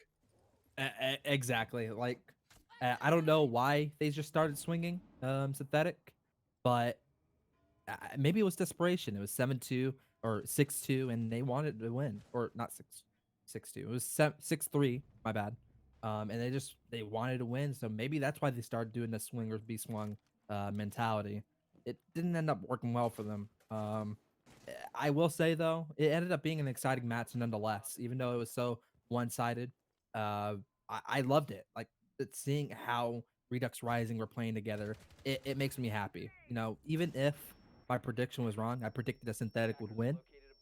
I'm glad to see Redux Rising pulling off such sweet plays, and I'm just glad to see a friend, you know, winning the match or winning the maps, and you know, hopefully he wins Burnt Turkey and Redux Rising in map 2. Yeah, I mean, just to kind of, end off. I mean, this was not a, what was it, 7-3? This was not a 7-3 map. I mean, we had a clutch in round 1, we had a clutch in round 6, a clutch in round 7, a clutch in round 9. And I mean, just big plays left and right. Stole with a 3-can round 10. This realistically could have been a 7-3 in the complete opposite direction. It just came down that a map number 1, Redux Rising, was on their game, and Synthetic's going to have to make some changes in game number 2, or right now the hot hands with Redux. Exactly, and I'm predicting that Redux Rising is just gonna full on take this map with the momentum they have. I'm imagining that Synthetic's mental is just a little bit crushed, and it's fine. They got it. They just need to play their own game and do it. That's gonna do it for us though. Gonna give it on to Keg. Oh man, call me a big car because that's a lot of clutches. But overall, when it comes to Oregon, we're gonna have a palindrome between the two sets today. We started Oregon, then we go Club, then we go Club, and then we're gonna end it all on Oregon here today. Hey Chief, welcome back. Is your headset done being dead? I don't think so. No, it is not. It's okay. Nope. Well, we'll just. I don't know how we can communicate. I don't know how to type anymore. But overall, speechless. In the meantime, what kind of operator bans do you think we're going to see on Oregon? I would ask the analysts this, but they're a little locked off for me. Well, I'm expecting a Mirror ban. Mirror's super dominant on the defensive side. It's already a defender-sided map, so Mirror just makes it that much stronger. I don't know, the second one's usually a bit of a wild card, sometimes Cade, sometimes something special like Goyo, you never know. Attacking, Thatcher, obviously. Sometimes maybe a Maverick. I don't know. We'll see. I definitely expect a Mirror. That I can almost I could bet my life on Mira right now. I mean, I don't want to go as far as betting your life, but if that's what it comes down to. But overall, when it comes down to it, on Oregon previously we had Maverick, Thatcher, Mira, and Wamai banned. So I don't know if we're gonna see that again. But here are the standings so far. Wichita Wolves, of course, in the first place, but everyone else is just about in that 0-0 margin. Again, just like the previous set, tonight is going to be very important to see who's going to help fill out that leaderboard a little bit more. Redux and Synthetic both with 0 stats on the board. We got to see who can come out on top. And Speechless, now's your time to jump ship, man. Our Redux just showed off a lot. They did just show off a lot. I did undermine a little bit of their ability to play that round. They did play it a lot better than I thought. A lot of it was tricks, but I mean, I can't undermine anyone else on the roster. They all played phenomenally. I think I am gonna hop ship here. I think I am. I think Redux is gonna take this unless something big on Synthetic happens. I totally think Redux is gonna be able to take this one. Ooh, and Chief, with your headset now back from the dead, that's the first words you get to hear is that Redux is gonna bring it back. I don't know. What do you think? Well, map number 1 got me so fired up, I just ripped my headset know. straight out of here and actually came out of my USB port on the back. So I was just trying to play with the chorus. I was like, oh no, it's not working. But I was so hyped after map number 1, and I'm still just hyped going into map number 2. And I said before going to the break, I think Redux Rising is going to be able to make the adaptations, and they're going to do it in such a strong fashion, they're going to be able to win map number 2. But enough theory crafting. Let's actually dive into that map. Here we go, straight into Oregon. And like I talked before, I'm totally expecting a Mira ban. What are you thinking, Chief? Now, Mira isn't as oppressive on this map as in other maps. Now, sure, you can rely on Mira, but it's really kind of downstairs. And honestly, there's ways of dealing with it. Honestly, something a lot of teams are overlooking is just smoking out those Mira positions because ace is usually in play. So you smoke it out and then you just drop your ace down and poof, there goes your Mira. But the entry fragging might, that is going to be Ash, shut down. And Mr. Heems from the former Homeland roster, he's like, hey, I'm the only allowed to do that strategy. Yeah, in Ashman, I don't think I've ever seen that in my 2 times of casting, to be fair, but still a very rare ban. You don't see Ash banned all the time. It's usually out of spite. It's usually out of, it's not always the smartest ban in the world. I'm sure there is something behind it that isn't just completely mentally, but it is definitely, you know, seeing him, you know, if you have one of your players heavily reliant on one operator and they're just going to go comfort ban him, that's a little bit of a punch in the heart there for me. Ace is going to be the next one banned. It's the same thing as Oregon. Same thing as Club. Clash is going to be the next one banned. I'm totally expecting to see a Mira ban here, but I mean, Synthetic is on defense first. They might want to utilize her. I really disagree with what you said earlier. I think Mira is one of the strongest operators you can play on Oregon, and just like that, Wamai is going to be gone. So going to be a lot more supportive setups is what I'm expecting on the defensive half. So with ace banned, right? That means Mira is going to be a big component because you can't deal with that, right? You smoke and then ace the window. And with an ace banned, that means you have Maverick, Callie, or potentially Thatcher on the board. And you can shut down those Mira windows easier. Now, sure, they can be a nuisance, but you have more tools in your toolbox. And I think a lot of people just see a Mira window as just an oppressive object, and far too many attacking teams aren't comfortable dealing with Mira windows. There are proper ways of doing it, and once you kind of get the hang of it while playing in dry runs and scrims, you can definitely do so. Now, I want to talk about that Ash bans. I also have to disagree with you. I think she's incredibly viable in this current meta, especially when it comes to bans. We're in the utility consumption simulator after all, and she's probably the most important operator in utility consumption simulator because she's the only operator that has 5 projectiles. There isn't a single operator that does. Capital did at one point, but since he picked up that pocket thermite, that's a huge nerf to his utility, and that means well-deployable shields are going to persist a little bit longer, which is why we saw that Wamai ban come through, because if Ash is banned, it is imperative that Wamai or Jaeger gets instantaneously booted. Yeah, I'm starting to see what you say a little bit. The defenders are going to be utilizing that a little bit. They're going to be bringing out a total of 4 shields, including the 2 Goyo shields they have. They're bringing out on the Ella, the Smoke. Hazmat's going to be bringing out some impacts. I'm interested to see what he's going to do with those. But yeah, I mean, Ash is 100% a big part in the utility consumption meta, but I mean, there's so many other bans that you could be bringing in that are a lot more useful in my opinion. Of course, she's super vital. Oh, oops, that's a big oopsie. Crafty's going to be dropping down MN. That's the smoke. That is not a good thing. That's 30 seconds of denial off the board. That is a big no-no. Ooh, I And bet you they're feeling that one right now. Sometimes you TK because of an illegal skin, but there's no skin on that poor man, so he's going to be put to the 6-foot grave, tucked nice and neatly by his own teammate for the time being. But you're synthetic after all. You have some of the best fraggers in the entire league, and they're going to do what they do best, clicking heads. Hard Breach Gadgetry is going to start to open up the South Games wall, but there's no impact tricking whatsoever on this side of Synthetic. This is a huge blunder. The wall is going to be opened up for free. Hello, says the Nitrous Cell, but goodbye also says the Nitrous Cell is not going to find its target. Mouse is going to go for the flick and land the headshot. Oh my word, Synthetic already crumbling in round number 1. On a defender-sided map. I mean, obviously the TK played a little bit into that, but I mean, they think about that control. They took so fast. Maestro was a little bit out of position for those impact trickings on the master wall. Fig's gonna be taking a whole lot of HP down here. But this is unbelievable. The attackers have taken so much land, and they already in sight with 1 minute and 40 seconds left. They're going to be going down for a little bit of a plant here and see how well that can go. Crafty is the only one who's in a decent place for denial here. They have all their setups down. Diffuser's going to go down. Jaeger's going to be dropped. The Hazmat will be responding on Stole and Burnt Turkey. It is a 2v3 here. This is totally possible, but Crafty is stuck in a position in which he can't really get out of right now. Trix is going to be dropping down the Maestro and eventually Crafty as well. Well, the Boa Constructor strategy can work out perfectly for Redux Rising as they start off the man advantage, and that's an LMGE in play right now. It was the Alda versus, I guess, the LMGE, and it's going to be the LMG who gets the better of that. And honestly, when you have 150 bullets at your disposal, just hold basically mouse 1 and mouse 2. Bullets are going to go down range, are going to find their targets, and honestly, a perfect execute so far.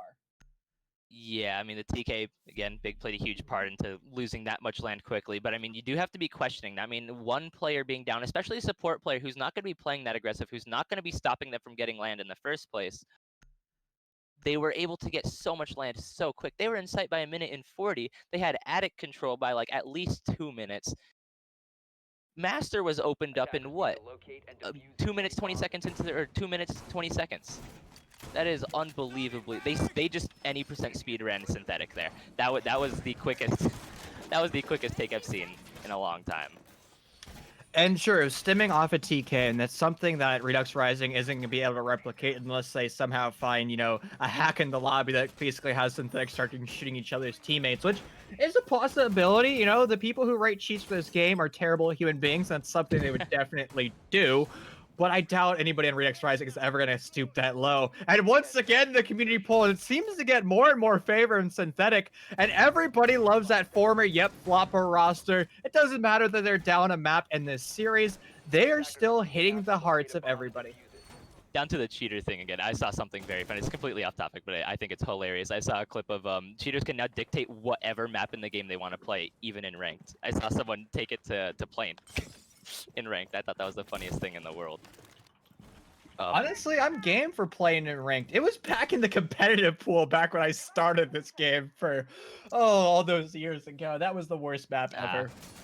Good old days playing the worst maps in the world. I miss it. But it looks like they're going to be going for a little bit quicker of a take here again. I mean, Maverick here is being very, very efficient with opening that wall, and Salt's going to have to back up very quick. He's going to be back on his shield, waiting for something to happen. But I mean, with that Wamai being banned, how long can that shield stay up is the real question. It's going to stay up for the time being. There's no answer back from Redux Rising as they're not going to rely on their utility consumption simulator. It's going to be the LMGE. It's going to be trying to find some kills, but it's also going to be the flank meta. Oh, I know what's going on, Redux Rising. They're struggling to open up this wall, but there goes those LMGs finding kills in this round. And, well, both of them are going to be quiet for the time being, other than the one that's currently on Hazmat. It's going to be the Alda, the one that seems the most like. Big on the flank is going to find 2. Now make that 3 as he has the bomb confirmed over in T2. And it's now just Mouse stuck on an island. He's going to have to return over to the diffuser, but he's going to have to cross over in the highway window. And that might not work out well for them. The thing about the metal roof is it makes a lot of noise. Fig should have an inkling that there's somebody rushing on through. It's going to be the 360 flash stud, but doesn't work out for Mouse. I just want to say, Fig had eyes on him. There was a drone there that entire time that was not being utilized there. Redux just let him do that. There should have been someone at least on flank watch flicking through drones. He was able to walk up those backstairs with no contention whatsoever, able to drop an amazing 4K here, able to drop the Twitch and just wait for everyone else to just fall into place as they're just trying to retake that control as they are already scattered out. And you But made a they great had point. eyes. You made a great point. There was a flank drone pre-established, and the worst part was Trix was dead. Now, if everybody in Redux Rising was still alive and active, I might write it off as just a mistake that they can, Of course, yeah. rethink about. But the fact that you had somebody who is designated to nothing but flank watch because they're on drones, that is a huge mistake, and something that if Redux Rising as well can continuously make, they might lose this map. And that's, like I said earlier, it's probably going to be the motif. The team that makes the least amount of mistakes is going to be the team that wins. I mean, of course, that's usually how it always is. Looks like they're going to be opting down to go to the bottom bomb site.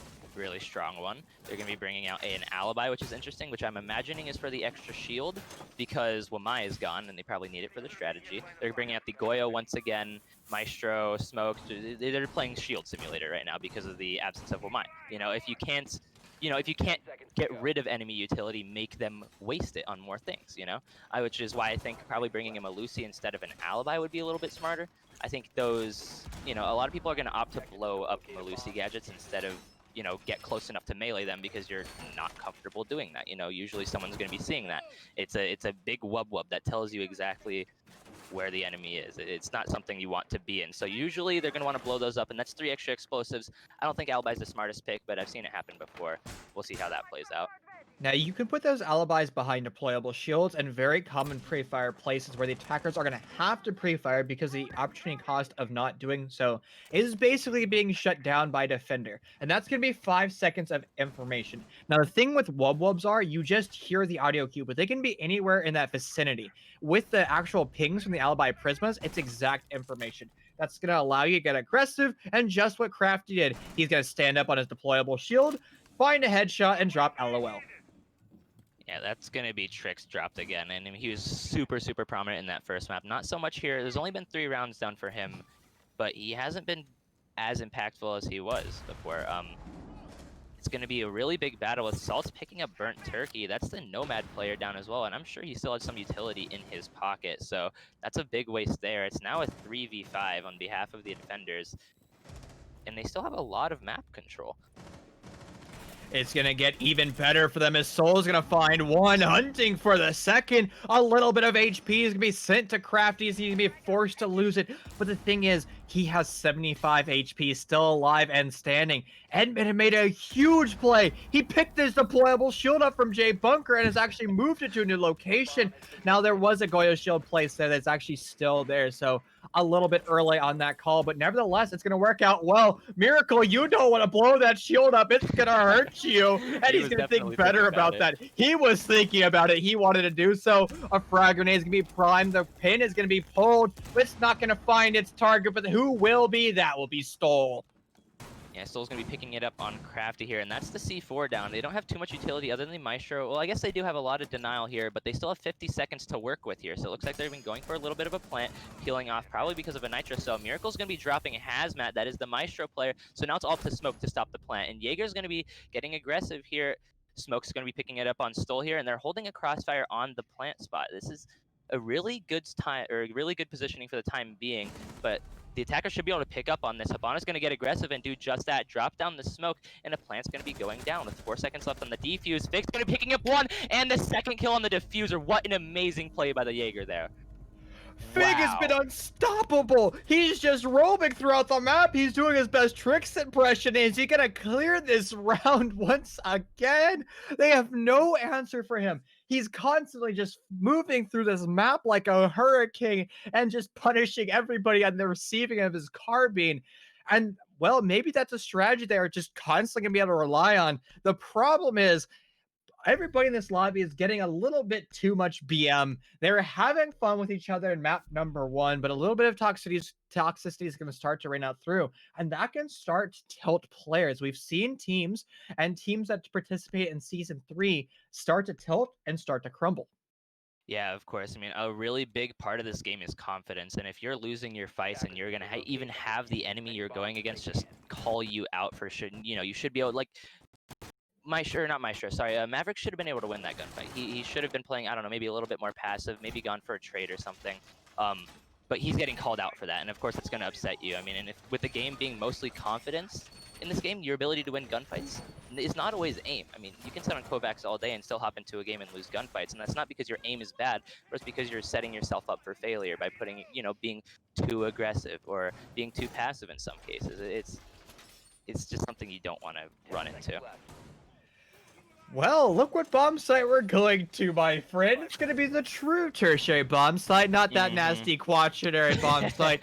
Now, the thing that we're highlighting earlier is the attackers really don't have a lot of crossfires they can establish. Now, they can open up stage. Now, stages can give them a very linear crossfire. You can put multiple barrels up there, but they don't have any crossfire whatsoever. So they're going to have to start to rotate players over to dining. And the thing with that is that spreads their man count out really thin. You couple that with a ton of deployable shields, and it's me Synthetic sitting pretty as they're going to be hiding behind those new glorious shields and just waiting for members of Redux Rising to show their heads. Yeah, and one of these reasons is why I don't like that is sure they have all these shields up here and they can play behind those all the time, but I mean, Wamai is gone. Those shields are not permanent. Those shields are going down one way or another. Especially the attackers are realizing that by bringing out an Iana with some extra grenades. They definitely have enough utility to burn through these shields and make it uncomfortable for the defenders, which is why I think the quaternary, with big finger quotes, bomb site is a lot better than this one, because the second you get stage open and the second you get attic open, A site is all defenders. There's such little things you can do to stop the plant from going down. I mean, the planter has cover.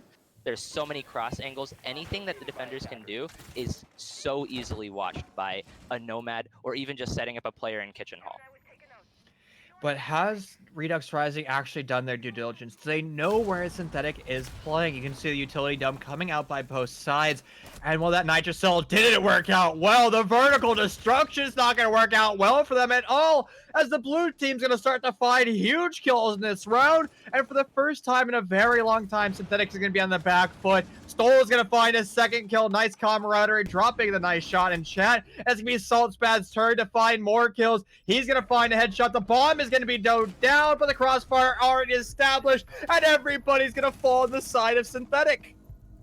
Exactly what I thought was going to happen there happened there. They opened the top, they opened the bottom, and what happens? They go for a plant, and at that point, if you have no utility or not utility, if you have no plant denial, you're forced to run into the waiting arms of Synthetic in that, or Redux Rising in that case, turning this into 2-2. See, I don't think that bomb site's that good. Woo! These spicy words, these fighting words keep rolling out. Well, I guess in this battle, my friend, you're going to win this one because the tertiary bomb site is going to fall. But we're going to have to see if Synthetic actually rolls over to the quaternary bomb site. Now, maybe we have to appease both of us and appease our ideologies. Let's bring a pentanary bomb site in here. Remember the OG map where you would have the doubles tower defense? Oh, you had one on stage 2 and then stage 3 as well. Oh. That was the most fun bomb site to defend and attack, and hashtag bring it back. I would actually love to see that. I don't think that there is no other maps in this game. There's no map in this game in the first place with 5 bomb sites. Just bringing that in just for fun would be an amazing thing to do. And you can be a little bit more creative with it, I think. The map has changed from, you know, what it used to be, and I think you can play a little bit smarter with a little bit of meeting control, some kitchen control, I don't know. Something to not lose control as easily as it used to be, but, you know, that's wishful thinking. Sometimes you just need to pray a Lord Chonk and hope things pan out the way you do. We're going to be returning back upstairs to the dorms bomb site, and we've seen multiple different attacking strategies coming out by Redux Rising. Edmund is going to be trying to do his best Jogman impression as he's going to be running in place. The server tells him he's not allowed to participate in round number 5, but as we are attempting to highlight, Redux Rising has had a few different attacking strategies. Sometimes they do a full send strategy all from the south, but the time they elected to do a more traditional execute, they got punished off a huge flank from Fig. So are they going to elect to put more flank drones throughout the tower side, or are they just going to full send? And right now, it is a full send strategy to the south, and it's going to be Fig laughing all the way to the bank because he's securing the bag on the entry. Wow, an amazing pickup on Trix with the Garbo in chat. Wow, a little bit of toxicity flaming out, but that is Trix again. Losing a lot of his impact that he had in the round before. Same thing. They're going to be a little bit more careful as they move up, but it looks like they're going to be moving here from the west side forward, maybe going for a big window kids and other take. It looks like Iman's going to be missing a few essential shots that he should have been hitting. With the buck below, he's going to be making it a little bit uncomfortable for the attackers, so Stoll can get a freebie right here, in which he will do so. He'll be picking it up on to the Maestro, but a lot of kills going to be coming out. A TK Crafty on the M-Man again. I'm sure he has some sort of bad blood with him. Something is going on, but it's a 3v3 now, and Jaeger's on the roam. It's a bad day when your IGL continuously TKs, but fortunately Saltpad is still alive and active. He's going to find an impact with the TCSG, and this is going to put Redux Rising slightly on the back foot, as they're going to have to fight with this man disadvantage. But Mouse is going to be working his way up these white stairs. Buck is going to try to utilize a skeleton key to get a better line of sight, but the only thing that's going to do is tell the members of Synthetic that there's somebody on those white stairs, and they're going to be rotating on over, training where their barrels want to go. A flashbang dump is going to work its way on through. What's to be grabbed away by the ADS. A TCSG is going to find its second kill, and it's now just poor Mouse stuck in this 1v3 as GNs roll through chat. Yeah, this is looking very unfavorable, especially now that his position is blown and the hatch is going to be opened. I mean, a lot of them are a little bit lit. Crafty could be dropped very easily, and you know, a lot of things could happen, but there's only 40 seconds left, and without the diffuser, the defenders know where he is. I think this is a round lock right here, especially when they're playing vertical like this. Well, we're going to have to see. Mousie's a phenomenal player. He's been on a few different rosters these past few months, but he's shown nothing but mechanical brilliance. He's going to be retreating back over to Small Tower. And my friend, I believe this is going to be a technical timeout. He's going to be shaking his head, yes, almost like he can hear me right now. But he's going to do the reverse Uno card, trolling the casters. He's going to be rushing up the white stairs, but he's going to be rushing straight into the waiting arms of Salt. And that's going to be a 3K in the round with the TCSG. They said it couldn't be used without the ACOG, but Salt's going to prove the haters wrong. Yeah, an amazing round there coming out from Synthetic, I believe there. That was very, very well played. I mean, the attackers are being a little bit lackluster with, you know, they're trying to drone their entries in, but I don't think the drone is far enough ahead. They should have been able to catch it out. Fig was an amazing opening pick there. I think that really just shut down their motivation for that round the second they lost that first player. I think you're right? Especially because the BM rolling through chat, that can really start to fluster a roster. But both these teams are mechanically gifted. I think they're just starting to skip steps. And we've seen this in both maps. In map number 1, it was Synthetic's turn to not rely on their flank drones. And well, Redux Rising is going to make those same mistakes here and now. But this is a very defender-sided map, and the attacking meta really hasn't come into its own because this is the newest addition to competitive pool. Yeah, it is very defender-sided. A 4-3 split is pretty favorable, so I think Synthetic should definitely obviously try to go for that. But Redux, it's a pretty strong team. I'm sure they can break through this, especially playing against the same setup that they have been last time. They're bringing out the Alibi again, they're bringing out the Goyo. They have insight on how this round is going to be played now, and they have a little bit more of an idea of how this is going to go. Well, it's probably going to be another J-Bunker extension. It's Redux Rising's turn to utilize as many of those frag grenades as possible, send them down range true, and destroy those deployable shields. Now, fortunately for them, they don't have to deal with 5 deployable shields, and it's Hazmat with the ACS-12. It is going to be the DMR pocket shotgun with the 2-time scope on it.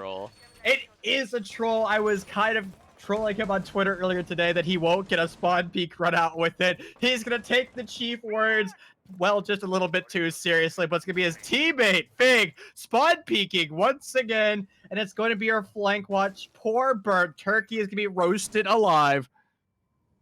That is tragic. The Nomad flank watcher, I mean, that's completely essential, especially with the type of take they're trying to go. They're trying to go for a bit of vertical take here, which means Fig is going to do what he's been doing best, which is sprinting around the map. And now he has nothing to really stop him other than man count, which is, you know, something that should be allocated very wisely. And if Fig is able to just run around the map and take these gunfights, this is already a lost cause for the attackers. At least for the time being, but we've seen brilliance on the side of Redux Rising where they're able to get aggressive on their own, punish the defenders from, well, getting unbridled aggression. But it's Saltbad saying no to that macro strategy. He's going to be finding a kill with his MPX. He's still going to be hunting for more. He's going to confirm that second. And Redux Rising is set up for a 4-2 split here in round number 6. Yeah, with the 2v5, there's very little that can be done here, especially with all that utility out. Miracle's going to be downed, and Stoll's going to resort to using his frag grenades to open up some hatches. He's going to be over here by Z Hallway, going down Freezer, maybe winning a gunfight against Jaeger or Alibi. They have no clue where he is as of now, but I think they're starting to understand with that, he shot the camera. And there it is, Salt's going to be grabbing that last kill, a flawless round. Synthetic, they're showing they've mastered this map. They understand they want to defend this map through aggression, playing off these deployable shields. And, well, we're highlighting that, well, Wamai isn't in play. And that's going to allow the attackers to do a full utility dump and really rely on those frag grenades. But the problem is these entry fragging kills that constantly are rolling through for Synthetic, that is really hurting the attackers because it's usually a set of impact grenades that's being shut down or a set of flashbangs, which means you're going to be unable to burn those ADSs unless you start to burn your frag grenades. And that's something that you can't consistently rely on. Yeah, and going to the split here, I mean, 4-2 is pretty favorable. It's what I expect it to be now. So hopefully, maybe Redux can bring this back a little bit, turn it a little bit more even. They're going to be bringing out a Jackal to hopefully deal with what Trix once was on Clubhouse. We're going to see how that goes. They're bringing the Nomad as well for some flank watch on him. They're going to be playing a lot into how Trix is going to be playing this. They're playing to shut him down is what it looks like right now with their operator selection at the very least. At least for the time being, but it's going to be another J bunker extended hold. This seems to be the macro meta that every team likes to utilize. And what on earth is going on in this Twitch chat? Everybody is memeing. But it looks like Redux Rising, they're not going to bring out 4 deployable shields. It's only going to be 3, which means Synthetic is going to have a little bit easier time actually breaking down this macro strategy and pushing into this bomb site, the secondary bomb site. But hopefully their frag grenades are actually able to find their targets. Well, in fact, it looks like they have no frag grenades here, which is what I was about to say. I don't think they were really prepared for a downstairs play. I think they were expecting a little bit of a kids thing because they brought less explosives. I mean, they only have Zofia on explosives right now. They brought the Fig on Jackal. They brought the Nomad. They have very little explosives. They really need to make sure these explosives on Zofia's hit their mark. Otherwise, they're going to be stuck here in utility consumption meta for until next season. They're going to be here for a long time. That's a good point. And maybe Util Sim will eventually die away, but for the time being, the only buddy who's going to be dying is anybody in the receiving end as Trix. He was phenomenal in map number 1, landing the majority of his shots. But the problem is he's currently on the site. His kills are coming from flanks and Synthetic not doing their due diligence off site with their preset drones. So if Trix is able to work his way up the north stairs, he might find a free kill. But he's a smarter player than that. He's going to be playing the clock and force Synthetic to walk straight into them. It's going to be the FO12 on the side of Ella. It's going to go boom, boom, pow, and that's going to be Hazmat shut down, unprepared for the shotgun to send lead down his way. I was just about to mention how fast Synthetic were moving through the map, and that was exactly what they just taught him a lesson. They needed to be a lot more thorough. They had no information on an Ella bottom down there, and the FO12 really taught him that lesson there. So hopefully next time they'll be a little bit more thorough.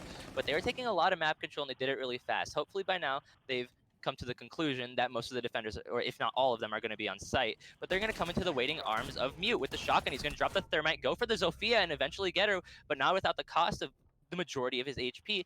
But it's now a 2v3, or a 5v2, excuse me. The shotguns on the side of Redux Rising is doing so much oppression. Stoll is going to finally jinx that as he's going to get a kill with a long-range weapon. Mouse is going to go fishing for a kill with his FO12, unable to find it. And it's going to be Stoll cleaning that up on the long angle. It's going to be Redux Rising starting to win rounds back on defense, and no surprise, Oregon is going defender-sided. Yeah, I mean, that was a very interesting take on how Synthetic wanted to do that. I think if they were a little bit more cautious, a little bit more patient on how they wanted to actually, thoroughly attack that, I think they needed a little bit more information there. I mean, if you look here, the Thermite had no clue what he was walking into right here, as well as the Zofia. Maybe even a Zofia stun there. I know there was a mute jammer there, but a Zofia stun could have cleared that. They ran into a lack of information while they had probably all their drones up still, which is something you never really want to do.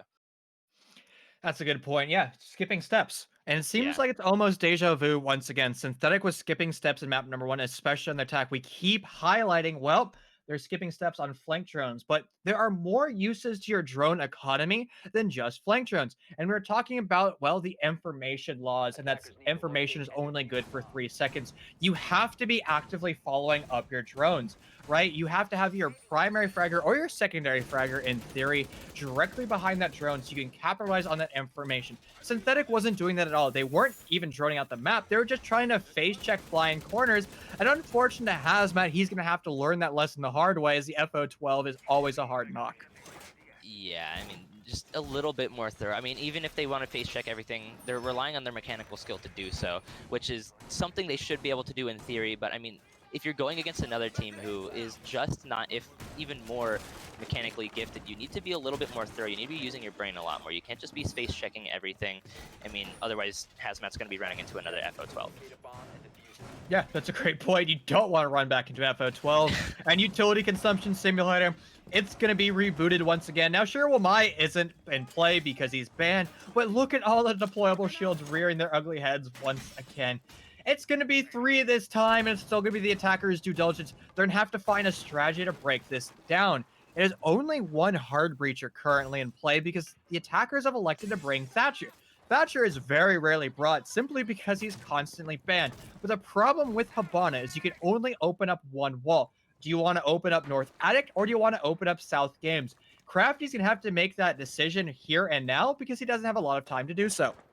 Well, what I'm expecting they're actually going to do here is rarely even use the or not even barely use the Habana. Habana's probably going to get there for the Master Wall, but it looks like a window and white take, a window vertical white take is going to be coming out here. Crafty's losing a lot of HP, and it seems like that's going to be from Big Tower. That's going to be Stoll dropping him down, not finishing the kill, but Fig will respond by dropping down Tricks. That is a Nitro Cell down. That's a great gun down, and it's a really good start. Crafty still alive, but barely. They need to rotate around and revive him. There is a lot of HP deficit on the side of Fig, and when Crafty gets revived, he's only going to be at 20 HP, so Redux does have that going for them, but I mean, they did lose an actual player, which is not good. Stoll's going to be rotating back here around, dropping down the Nomad as well. He's going on an absolute tear right now. Wow. I think that's the best way to start to basically orchestrate this round. It is huge mistakes by everybody, but also these wonderful long-range kills. Crafty is going to try to find one, but it's actually going to be a miracle in the long-range engagement as he's going to be puzzle-niching out Hazmat. The attacking team of Synthetic is not looking good whatsoever as more of their bodies continue to fall, and the problem continues to mount as everybody on the side of Synthetic is sitting at below 75 HP. It's only going to be a few bullets impacting into their bodies to shut them down. It seems like Salt is going to be trying to tangle with Stoll as they're doing ring around the Rosie on the first floor, but that's going to be in favor of Redux Rising because that means more time is wasted in their favor. Yeah, they know he's down there. They're looking around. They don't know exactly where. They still have that Iona to start droning things out and be a little bit more thorough, but she's preoccupied with taking control of Master once again. So it's going to be all up to Salt here, who does have the most HP out of his team right now. So that is something, and they will get in a little bit of engagement, and Stoll will lose a lot of HP, down to 25, but Fig will be down, and that is another Iona bot down. So very, very grim for Synthetic here. Well, it's going to continue to mount for them as Miracle's going to find a 3K in this round, and it's poor Salt Bad who's just going to dry his peak straight into the Miracle. He only needs a few bullets to clean this round up, and it's going to go in favor of Redux Rising. We are back to a tie game, and as we are highlighting, this map is defender-sided, and it's going to continue to steamroll that direction. True tertiary bomb site, we're about to see it. No, what did I say? All right, this is how they're actually going to defend the tertiary bomb site. This is how it should truly be played. Thank you very much, Chief. But they're going to be going down to kitchen dining with a Mira, mind you, with a Mira. We talked about this. We're going to see it happen, and my prediction for this round is Redux is going to sweep the floor. This is the better bomb site. It's a lot more strategic. There's a lot more thought that goes into actually stopping the planter than what you can do with the other bomb site. Well, my friend, I'm really eager to be proven wrong twice in this map. I'll go home with my tail between my legs. It's totally fine. But honestly, I think the beauty about Rainbow Six Siege, and I think something that we really need to highlight, is the fact that there isn't an end-all, be-all strategy, right? There isn't a one answer. Well, I guess you should never bring barroom stock. And if you're bringing a barroom stock, you're probably just trolling. Let's be real. So, particularly on this map, I think all of the bomb sites are viable. And it really just comes down to how you want to play and how badly you want to utilize utility consumption simulator. Because this Yeah. bomb site requires you to rely on that 120%. And it also relies on, well, the defenders to hold vertically. You have to hold dorms. And another thing that I don't think we really touched on earlier was the fact that the attackers actually have an advantage clearing out the dorm site because you can stack all 10 players up there, all 5 players up there, and basically bully the 2 lone defenders on that second floor. You take vertical destruction, and you can start to punish the defenders. Yeah, of course. I mean, it's super important to hold kids because that directly stops your ability to stop the plant behind couch in dining itself. But this is where I like to think that this is a better bomb site because the equivalent of kids for meeting is going to be attic, and attic is a lot more gunfight reliance to hold. Then kids, you can put a lot more strategy, you can put a lot more thought into it. There's a lot more reinforcements. They actually need control of that room for that room to be useful, whereas all the attackers have to do is stop you from using that hatch when it comes to meeting by opening that wall, and then essentially that room is useless now as a defender. You need to take those really unfavorable gunfights. They are going to be using hard breach X Kairos on a soft wall here. I wonder why they're doing that when they have a Zofia in hand. But we're going to be having them take control of attic here and slowly inch their way towards kids here, which it looks like they don't have the Mira set up there, but they do have some Malusis inside barbed wire. That's a double bet. That's something funny to see. But the attackers will have made a lot of progress in this round already by trying to take upstairs control. They already have this player on big window, and they have a lot of attic control. They are looking to hold dorms here as well, but it's all up to Trix and Stole here, but not to be undermined. They're 2 amazing players, 2 amazing fraggers, and they are definitely going to make their time up here well worth. Now, my philosophy when taking meeting room is what my old teammate used to say: just click heads, forehead, and Stoll is going to channel that inner energy, and he's going to do exactly that. It's going to be amen, shut down. Your primary flank watch will be no more, and it's going to be the attacker's turn to take control of meeting and do the reverse Uno card. Another problem with this bomb site is the majority of the defenders put all their utility facing one direction. That is the west, and it's going to be the attackers doing the exact opposite. It is going to be an east execute for them, and the kills are going to mount in their favor. Back to equal man count with 60 seconds. Yeah, this is a very interesting take. We used to do this take all the time here. I mean, it's a very strong thing, but if the defenders catch on, this is why you normally want to go from small tower side, is they can utilize vertical. After they lost that one player upstairs, they completely neglected any control upstairs. Mouse is going to be picking up Hazmat, and Fig is going to be losing a lot of his HP. But as I was saying, is all these defenders that have now realized that this is a super linear one-way attack, they're going to be utilizing this vertical control, and there's not much they can do about it. As flurry upon flurry of kills come out, Mouse is going to be picking up 2 and Fig with another one. The problem was this attack was working perfectly for Synthetic. They decided to make the rotate into meeting, which was the right call. The problem with that call was they didn't actually clear the top floor. There were still 2 members of Redux Rising just hanging out up there and waiting for the attackers to do exactly that because they set up pre-placed holes to watch for that bomb plant. Now, if Synthetic was able to actually clear the top floor, they would have been able to, well, plant there because that would have forced the defenders of Redux Rising to get aggressive and walk straight into the waiting arms and the waiting gun barrels of Synthetic. A small oversight is going to force Synthetic to drop another round, and this could be the penultimate round as we're sitting at a 5-4 advantage in favor of Redux Rising. Yeah, and they're going to elect to bring this mirror. It's going to be a little bit different of a setup downstairs, so Synthetic will be running into new arms here, per se. They're running into something they haven't ran into before in terms of this match. They're bringing the mirror this time to watch for this freezer rush, to watch for anything. They've dropped the Ela this time, so it looks like that was a little bit of a pocket. It was very entertaining, to say the least, to watch. But it looks like they don't want to be too reliant on that, so they're going to bring out the mirror instead here. Now, we've actually seen a lot of Malusi plays, as particular over on the barrel side, and I believe it was Tactical Banditry that started this meta, where you basically put a deployable shield almost by J, but a little bit over in blue tarps, and then you run out immediately, you put a Malusi wubs right next to those barrels, or on the north side, and then, well, you basically, as soon as you hear somebody having a rave outside barrels, you get aggressive and you basically spawn peek them instantaneously. The advantageous thing about that strategy is because the attackers won't be able to rotate for free. The Wub slow them down enough. Now, this is an OG strategy. People did this with Grismont Mines and Ella, but the thing was, Ella didn't slow you down enough, at least compared to the disco charges. Yeah, and Burnt Turkey is going to be dropping Fig here. That is one of the hard breachers, the complementary one that is.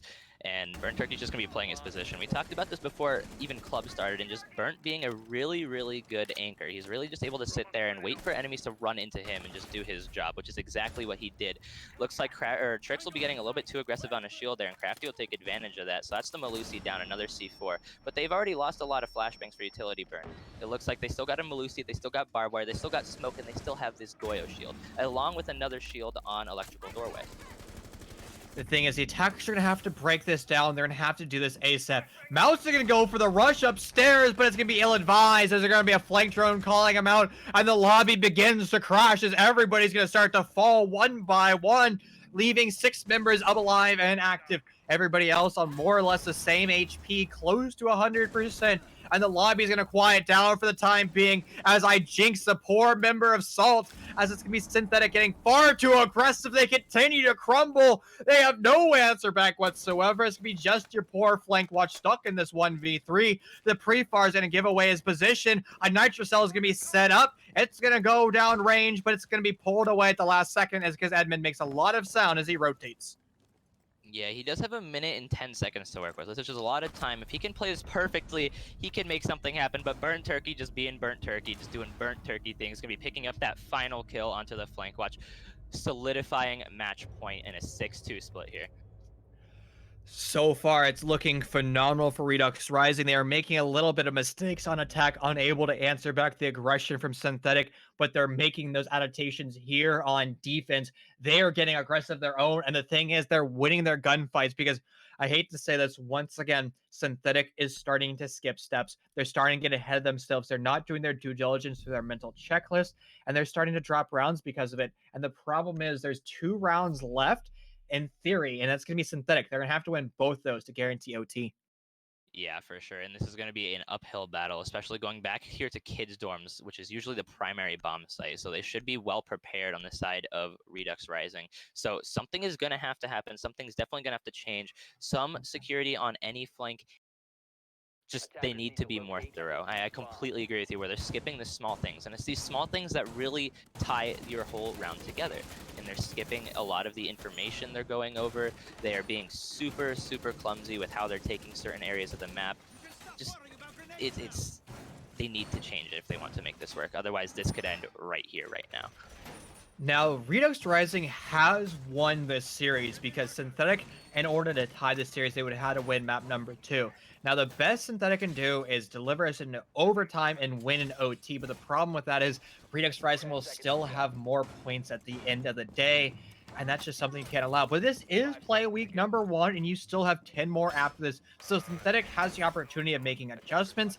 And like I've been saying the entire time, Synthetic is an absolutely phenomenal roster. They're a very young roster, and they're going to constantly get better the more they have to play with each other, the more time they have to play each other. Because after all, Hazmat was just debuted officially today on Twitter. There goes the aggressive spawn peak for Mouse, but unable to actually find an impact.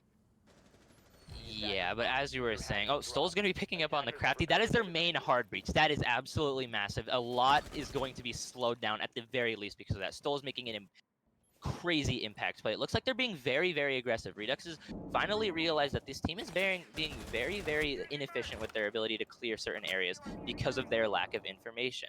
And Redux has really just read into that by playing hyper aggressive now. They are moving around the map, they're being super fluid, they are taking their gunfights, and they are just ready to win them. You have to fight fire with fire. That's exactly what the Russians did. They have the best fire truck, which is basically 2 jet engines tacked on, and that's going to be how Redux Rising likes to play this map. They're finding more and more kills, and the attacking side of Synthetic is not looking good. This is just 3 of them alive with basically 2 minutes left in this round. It's still plenty of time for them to be successful, but they're going to have to coordinate, something that they've been struggling with the latter rounds. Yeah, I mean, the only thing really going against them here is their unadvantaged their unadvantageous man count, which just got worse for them as Trick picks up Salt. But they have a lot of time, and they have the ground that they need. They have all these walls opened up. It's just a matter of baiting these attackers into uncomfortable angles and taking your fights, which is still super doable in this 2v4 situation. It looks grim, but this is very possible. But Thatcher's going to walk in very carelessly and get his head taken off by Burnt Turkey. There it is, and it's all to M, man. He's going to be dropping down Turkey. That is 30 seconds of denial off the board, but he's going to have to be playing very, very, very passive here. He needs to wait for opportunities to come to him, because defenders will always get antsy. They will always make mistakes, and it's just up to you to capitalize on them. He has the diffuser, he has time, he has land. It's just a matter of forcing them into these gunfights, which it looks like they're taking, but he cannot capitalize on right now. A lot of stress is on his hands right now, and Trix is just going all over the board trying to shoot, going for 360s. They know he's in closet. They're going to be going for some shots. Hey, 40 man, seconds left. The C4 is going to be shot out of the air, but it's going to be off the Trix, taken off the head of M, and that's going to be GG. What an amazing game. Phenomenal showing by both these rosters, particularly here in week number 1. And honestly, today and yesterday, a lot of teams were making new adaptations. This is their first showing with their new rosters. And so there's going to be a little bit of hardship. There's going to be some struggling. There's going to be some round losses. And that's to be expected. Hazmat, after we were saying, was debuted officially today. So this is his first ever live match with this roster. And sure, they didn't win it, but at the end of the day, they played brilliantly. And I have to say, the MVP of this entire series, he goes by the name of Haz. Yeah, I mean, oh, my bad. Go for it. No, you go for it. Go for it. No, you. Oh, I feel so blessed. Yeah, Hazmat has done a really good job, but I definitely want to hear what you have to say, Speechless. You were there. You were in the action. Go for it. Spread your wings and fly for me. It was a very amazing game. Synthetic, as we were saying, is an amazing roster full of a lot of really good talent, but it's these small things. And of course, this is a new roster. There's new people, new personalities mixing and matching with each other in a losing environment, which is always really hard to be in. You know, being the underdog is never a good feeling. But, you know, it's these small things they need to work on. And once they get that done, once they work on this flank watch problem or any other small problems that they're having internally, I think they could totally turn that around and make that a way more dominant match on their behalf. Speaking of the underdogs, Chief, how do you feel about being right? I hate being right in predictions, my friend. It really hurts me because, especially with two rosters that I know very well, I had to vote against one of them, and it breaks my heart. They called me out on Twitter, and sure, my predictions were correct, but I hate to see my friends lose games. Like I said, Synthetic's a phenomenal roster. Redux Rising is just as good of a roster. And I think we have the man, the myth, the legend, the guy that clutched one of the best clutches I've ever seen in a long time. Miracle, my friend. It's been far too long since we've chatted. Hello, boys. Hello, indeed. Congratulations on that round win and that series win. Week number 1 started off strong. I have to address the elephant in the room. What on earth was the LMGE strategy? Well, I took notes from one of my favorite T3 players, Bob Operator, from one of the earlier seasons of SCS. I'm one of his biggest fans, so we let it rip, see what happens. I love that strategy. I love just to grip it and rip it. Now, we had some controversy here in the casting booth on what is the best tertiary bomb site. You have a sister site, which is the Meeting Dining. In your opinion, what do you think is the best bomb site? It's gotta be Kitchen Dining. It's just way better. Ah, man. Without a doubt. So how does Mira couple in that? You left Mira unbanned. Was that a strategy that you're trying to bring in? Was that something that caught you off guard? Well, in like current meta, like up to recent, Mira stays unbanned, so she's just always a good pick. Her gadget's just super oppressive, and the Nitro Cell is always good for point denial. So it looked like your strategy on Clubhouse to have these big grandiose roams with Trick. Was that something that you've been dry running and scrimming, or was he just finding a hole in the lack of flank drones? Well, I don't know. Trix is just a different beast, so we just put him on a gun where he can like just kill people, and then he just goes and kills people. It's one of his things. Just click heads. We were talking about that earlier. And before I let you go back into the universe, please shout out your support staff, shout out your org, give love to everybody who deserves your love. Oh, shout out to the Redux Rising staff. I can't think of anyone who's supported us more. And also, big shout out to Hazmat. I'm actually your biggest fan, so I just wanted to say that. I'm a huge fan. I follow you on Twitter. You follow me back. We're best friends. Oh, Miracle doing Miracle friends things. My friend, it's been an absolute pleasure. It's been so long since we've chatted, but hopefully we can chat once again in a week number 2. But I'm going to send you back to your team. Congrats and celebrate. All right, thank you. See you guys. Oh man, call me hot chocolate because I believe in miracles now. Such an amazing player, amazing team, but we're not gonna stick around for much longer. We have the analysts here who are gonna dissect and rip open what happened that entire matchup.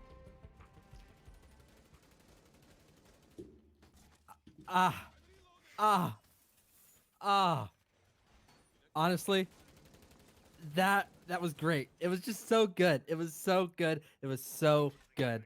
I'm gonna let you explain deeper, and I'm gonna rip right off of you, dude. I want to hear what you have to say. I mean, this was just in the first few rounds. It almost felt like Fig was kind of just giving them. It was giving the tricks treatment back to Redux Rising. I mean, we had a 4K flank in round number 2. He got the 1v2 clutch, even when it was quite clear they knew where he was. And it just seemed like it was going back and forth. There was some good matchups there. I want to talk about round number 8, though.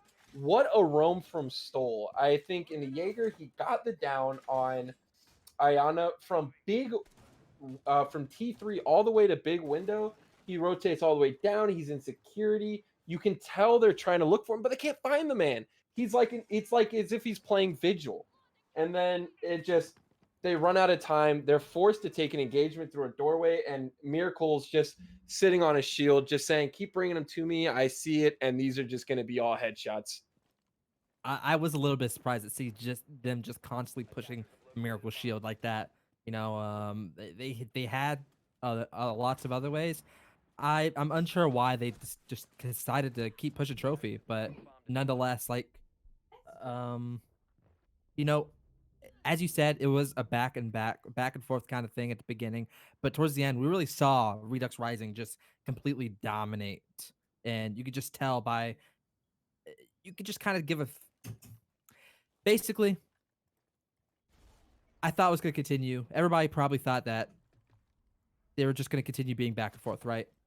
But towards the end over there, Redux Rising just was obviously just the force to just completely dominate Synthetic, you know? In round 10, Synthetic got 2 aggro for the bunker hold. I'm lagging, aren't I? My bad. They just got 2 aggro for the bunker hold, and they ultimately just lost their lives one-on-one, and it was just too much for Synthetic. That bunker hold, it was just too much. And in round 11, both hard breachers died before 2 minutes. Though Habana used her utility in Master Bedroom Wall, but ultimately it kind of just solidified the fact that Redux Rising were going to win that one for sure. You're never in a good position. You're at a huge disadvantage without your hard breacher, and round 11 just it proved that fact. You know, they weren't able to clutch it out without those angles, or the use of all those angles. And in round 10, I would like to mention that the first opening kill was to Hibana, and she had used none of her utility. So maybe that's why the bunker hold was too much for them. I don't know, but I just know you need those hard breachers if you want to be able to push a site. That's all I'm saying. Yeah, it was definitely just a case of losing big operators or round changing operators just way too early. When it came to round 10, they couldn't take the gunfights that were being brought to them. I think there was a beautiful shot from Crafty onto Trix playing Pillar, but someone else just took up the mantle, and Burnt Turkey was just kind of being ignored. He was playing the shield and bunker like every other smoke player does, but he was just able to walk up and find free kills. And it just seemed like they over aggressed Synthetic, who were playing aggressive, which is just beautifully well done.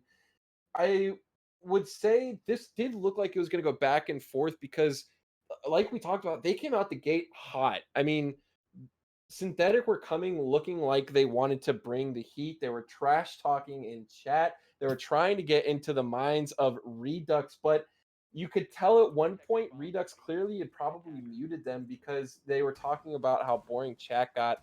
And I think that's when the game switched. Redux said, all right, shut it down, focus on the game. And they just started piling on the pressure round after round. And you got to give it to Redux. They played it correctly. Some teams would have fallen for that bait. They would have went into the synthetic bait of the trash talk, of the tilt. But Redux Rising said, cut off the chat, shut up, play the game. And they just started to take round after round, and it just seemed like, except for a few rounds here and there, Synthetic just couldn't win the gunfights required to get those power positions out of the way. And it was a little bit surprising to see Synthetic not win that one, actually, because in last map there was a flawless round, right? Flawless round. Redux, gave them a flawless round. They flawless the heck out of Synthetic, and on this map, Synthetic flawless the heck out of Redux Rising. And usually, when you get flawless, that hurts your heart. It was good to see that Redux was able to keep their mental up and high, and they were able to turn it back with 5 straight rounds of victories.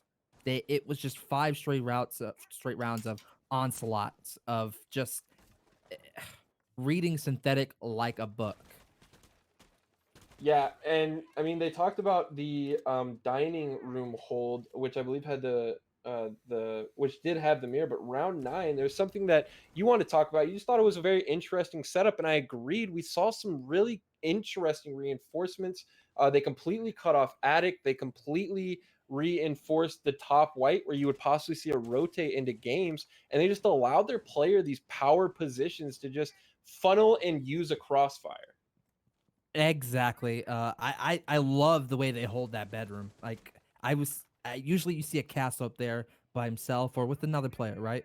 But you see, like, I saw them reinforce the attic wall, and then they put the Kaid charge underneath, and it was just done and over. I was just impressed. They had a Jaeger up there, they had someone on white, and overall, it just ended up being an amazing hold.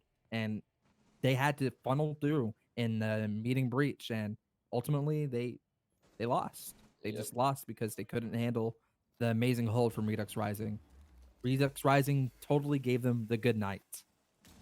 100%. They might not have been trash talking in game, but they can do it with bragging rights outside. But we are told that we are going to give it back to our wonderful Keg. So take it away. Love you, Keg. I love you too. I am a wonderful keg indeed, but I'm not filled with alcohol. I'm filled with blood and glory after seeing how long maybe Redux Rising can hold on to their now first place lead in the season. Speechless, Chief, did you think tonight that we would see a new champion for now? Not overall, but for now. For the next 11 weeks, maybe. Definitely didn't expect it, but well deserved after that game. That was an amazing, well played. Again, I can't vote against any team. It's so difficult to do so. Both teams are phenomenal. They played brilliantly, but at the end of the day, there can truly be only one victor. And today, it's Redux Rising's turn to be on the crowned podium. But will they stay there? That's truly the big question.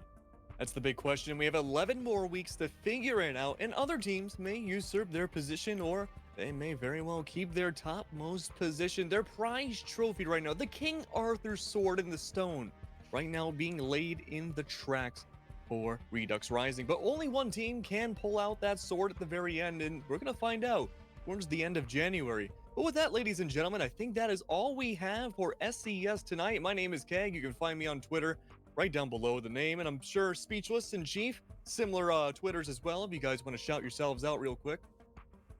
My Twitter right there. Over here. My Twitter right there. Right. It's this way. Yep.